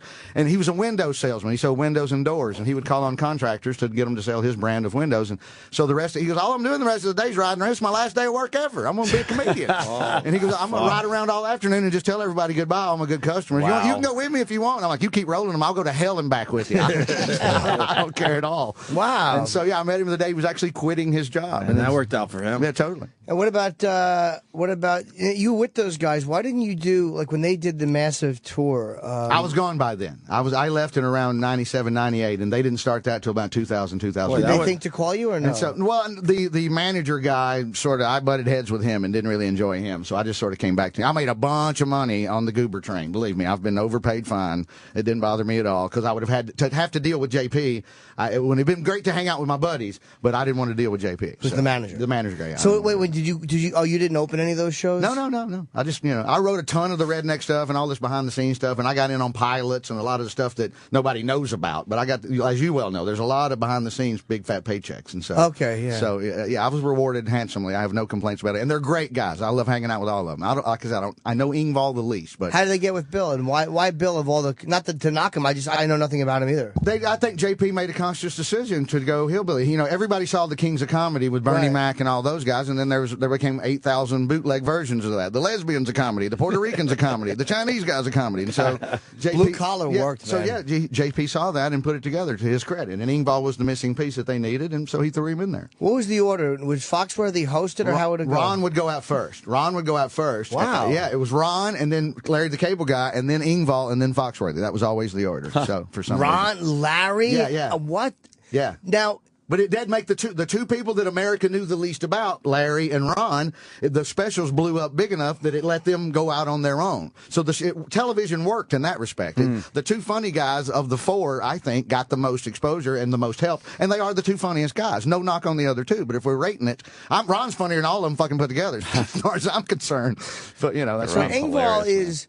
I don't know anything about Ingval. No, he had a show. He might even still have a show. Yeah, he didn't have anything. He's getting nothing. That was your spot, wasn't it? That was your spot. No. Come on. No, but when Ingval comes up, I just think I'll start channeling Cable Guy. So I think, what would Dan say in that respect? And Dan never lets him up. So anytime there's an open, I'm going to shit on Bill just to make Whitney laugh. So do you think that? Do you think Foxworthy wanted Bill Engvall there because it was easier to go on after him? Oh, absolutely. I think so. Sure. Than Larry or Ron. Completely. Totally. If he's like, I'm the biggest name, I'll close it. But you have to put a guy. The buffer, right? Put the buffer in right here. Yeah, exactly. And would Engvall follow those guys? Okay. Yeah. It depends. If you ask those guys, they'll say no, and then he'll get pissed about it. but now the dynamic between them is really funny. But Ingval is treated as the bastard stepchild. Really? That's been his, hilarious, and they won't let him up. Jeff will come to his defense every now and then, but Ron and Dan and Whitney and Cable Guy just stay on him as much as possible. Because again, like I said earlier, he lets you know that it gets to him. If he could just let it go, right, then you wouldn't keep beating on him. It is the worst when you get somebody that can't really handle it. A comic with no sense of humor? Are you fucking kidding me? A comedian with no sense of humor? Why wouldn't you just keep pounding away? There's nothing worse than a comic with no sense of humor. There really is nothing worse than a fucking stiff writer, which we all have known a bunch of them in the business. Completely. The guys that would come into the cellar and then wind up sitting at another table the second night they were there. Because they just can't take it. Oh, they just can't take being attacked. Oh, I love that. I love the unsuspecting deer in headlights guy. And they're like, you too, Henley? I thought you were the nice guy. And I'm like, I'm sitting here with Norton and Keith Robinson. I'm not letting anybody up. Fuck you. There's nothing better than a good pile-on. Totally. Somebody walks in and they realize they've made a fucking clothing error and they're there for fucking 3 shows on a Saturday. Yeah. I've seen people, they're not even halfway through the restaurant yet, and it just starts from the corner, and they'll just turn and go back to the sidewalk. Oh, fuck this. Yeah, I'm not even going to deal with that. This. Well, you're the one that wore the Michael Jackson zipper jacket. Is this fucking plane ready to land? Yeah, that's how long we've been on the radio. Yeah. They took a little flight from the Cape to Dulles, I think. And it's ready to land. Oh man, that's cool. It's being escorted by a fighter. Yeah, it was flying around Washington over some of the landmarks. I think they were getting some pictures of it. Right. That's because they'll probably sell, a bunch of photos of this. Wow, here it goes. But yeah, we saw this thing take off, Vic, and now it's landing. Yeah, that's what planes do. No, I understand. Yes. But I feel like that means we've been on the air a little too long. I know, right? That's what I'm getting at. I'm trying to get us out of here early, you idiot. I hear you. Fucking go with it. That back is different. The back is different. You're right. Yeah, the tail's different on It that. probably has those little things to balance it out so it doesn't flop around. That's aeronautical Yeah, they're speak. called balance them out so they don't flap around things. That's a NASA 747. Yeah. How do they figure that out? Yeah, that's fucking I don't big. get it. They're making a huge it. mistake by ending the goddamn space program. Man, that we got to hitch rides with the mistake. Russians That's these days. bullshit. It's fucking degrading. Why would we do that? You're shutting down creativity. Is Exactly. What you're doing. Yeah, We innovated all this stuff. All of People it. go, space program didn't do a goddamn thing. The space program created innovation in this Everything. country. Are you fucking serious? Did Obama shut it down? Everything. He said he wasn't going to, and he kind of did. He sort of went back on his word a little bit. What's the motive of it? Do they feel like It's too expensive. Oh, yeah, money. It costs way too much fucking They want to money. go with just mechanical. They're going to privatize it. They're yeah, going they to wanna farm it out to the public privatize sector. it. Is what they're doing. Yeah, so. Virgin Atlantic gonna is take doing it. The guy forever. from I Virgin agree. Airways is doing it. How many years is that going to take before who we can knows? see cool maybe shit they again? feel this technology has gone as far as it can, and Well, maybe obviously it that has. is the way to do it with machines as Yeah. opposed to sending people up there. You're shutting down the thought process. Right. Is what I'm saying. The I think shuttle that- absolutely looks antiquated at this point. No, it does. That's You true. know? Yeah, I but- mean, I was in college when that shit was first starting. But it was It's a long time ago now. It's it just we need something. I agree. We need some kind of national space program that can take people to the space station that we pretty much built and fucking paid for. Oh, it's the International Space Station, but really, Yeah, exactly. How much is fucking Yugoslavia? How much did they put in when they were cranking? When they were a country. When they were a country. When they were a country. Yeah, when we first started building it, a bunch of countries just stopped being countries. Yeah, it really is ridiculous, and just the fact that they have to go into a little Soyuz spacecraft instead of the glamorous space Where do shuttle. they take off from now? Fucking that goddamn shithole in Russia. That spaceport that they got over I don't there. even know where it is. Yeah, I don't know it's what something city it's that in. ends in Stan. It's just one of those Stan places. And, Tajikistan. Well, they're Kazakhstan. competent though with technology. The Soviets. I always, every time they get a guy to go up and back, it just seems like it was sheer luck. Yeah, right. I'm with you. I'm still. Yeah. I don't know how. I can't. I still think Soviet Union sometimes. Yeah. And so I can't figure. Maybe they are. Maybe they're not. I don't know. And are they still doing land-based touchdowns with the Soyuz? I think they're because they're so far from the oceans. They don't splash down. Yeah. I know a lot of useless shit, but Soviet space program stuff. I'm blank on that one. Boy, Apple's dropping. It went back up a little bit. Okay. You're a dick. They're only down to 600 a share. Believe me, I'm done. It's got put options at I fucking got 1,500. call options. I wish I had put options. Well, I have call options, and they're never going to come back. I don't know what's happening with Apple. It's not just that, and it's not just the bullshit that they're doing with the Amazon lawsuit thing. It's not. It settles down. My guy They're told me selling a fuckload of goods. My guy told me it was a little. It went up a little high. He goes, then these things they kind of balance out a little bit. But he, like I said, he thinks it's gonna fucking do kind something. of level out at like 108 a share. You're an asshole. He said 108 a share. Expect 108 at this point. Yeah, I bought it at 369. He said, wait till it gets down to 120. Get rid of it. This is Good. like So every you're like time. the opposite strategy there. Oh, he's good. This guy's good. It's like every time I make a big bet, and it's like 20, dealer has blackjack. It's like fuck, man. He fucking got me into GM stock really a few years ago. Oh, yeah, that's good. Good. Yeah. Really great. Congratulations on that. Fucking A. Well, Vic Henley, this was a treat. I will pester you more than once A little every 3 bit. months. You should. I'll try, maybe go once a month. Might even maybe we should exchange numbers. I don't know. I don't know. A little text every once in a while. If you Hey, I'm want. around. Well, you know. I got Travis's number, so. All right, we'll figure it out. VicHenley.com this Thursday, the Melting Point in Athens, Georgia. Thanks, boys. And maybe Radio City this Saturday with Ron White. With Ron White, maybe. And Ron's going to come in Monday. Yes, the 23rd. You should come back Monday. Hey, I'd love to. If you want to see come your in pal. Ron. That'd be great. I can do Come it. on I in. can totally do it. Yeah, absolutely. There you go. Let's do that. I will be in It'll be fun to see you two together. Cincinnati. Yes. This Thursday, Friday, Saturday, performing the Funny Bone. It's actually Kentucky. It's Cincinnati right. It's on Market. the other side of the river. And I will be there doing my jokes. Let's be honest, there are a few tickets available. Not for long, though. Oh, yeah, for long. Let's say Caroline's was a big success. DC Improv, all 5 were sold out. But let's just say that Cincinnati is the old bring you back down to earth game. Welcome It's a back. bit of a doozy. Yeah. Oh, yeah. I'm not going to want to What's see wrong that with Cincinnati? You know what, Sam? Fuck Cincinnati. No, they're fine. You sure they're all right? All right. I don't want to look at that settlement sheet. All right. Oh, boy. We'll not be hitting bonus in Kentucky. In Kentucky. Well, those words never go together. Bonus and Kentucky. Yeah, never. The bonus is the airport when you're leaving. I feel sorry for Kenny then. I just hope I'm not killed. Because No, I'm you'll be shooting in okay. 2 weeks You'll be in good. Cleveland, so I hope I don't die in a plane crash to fucking Kentucky. Well, how about you drive then? Believe me, this is the one Safer that's fly gonna though. die. We all know that. Should we do Violent Femmes or the Kenny thing to leave today? You know what, Vic Henley? What Violent Femmes song should we? Find the one that Jim and I Add was- it up. Yeah, add it up. That's it. Add it up. Nice pull, Jim. Let's do Add It Up See the for other Vic one. Henley. We like listening to stuff we usually don't listen to. And what, Club Soda Kenny tomorrow then?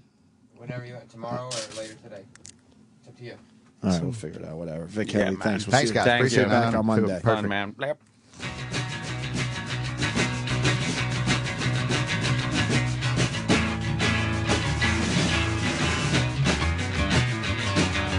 Why can't I get just one kiss? Why can't I get just one kiss? There'd be some things that I wouldn't miss. But I look at your pants and I need a kiss. Why can't I get just one screw? Why can't I get just one screw?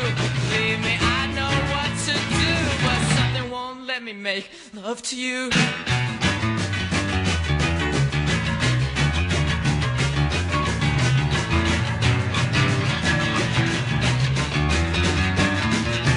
Why can't I get just one fuck? Why can't I get just one fuck? I guess it's got something to do with luck, but I waited my whole life for just one thing. After day, I get angry and I will sing that the day is in my sight. When I take a bow, say goodnight. Oh my mama, oh my mom, have you kept your eye on your son? I know you've had problems, you're not the only one. When the sugar left you on the run. So oh my mama, oh my mom, take a look now, look what your boy has done. He's walking around like he's number one. So he went downtown and he got all my guns. Don't shoot that thing at me. Don't shoot that thing at me. You know you got my sympathy, but don't shoot that thing at me. Don't shoot that thing at me. Don't shoot that thing at me. You know you got my sympathy, but don't shoot that thing at me.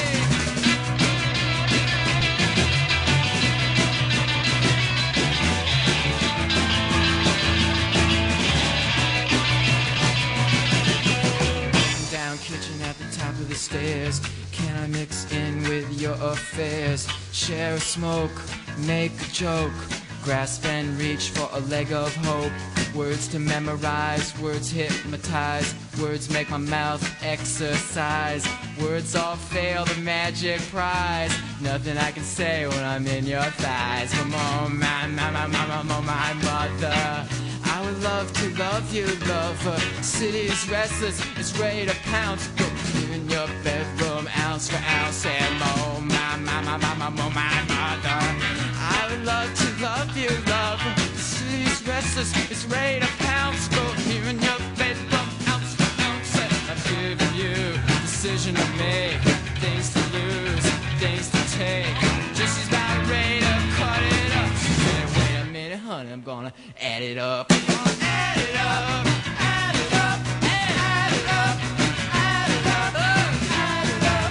Said you gotta add it up, add it up, day after day. I get angry and I will say that the day is in my sight. When I take a bow and say goodnight.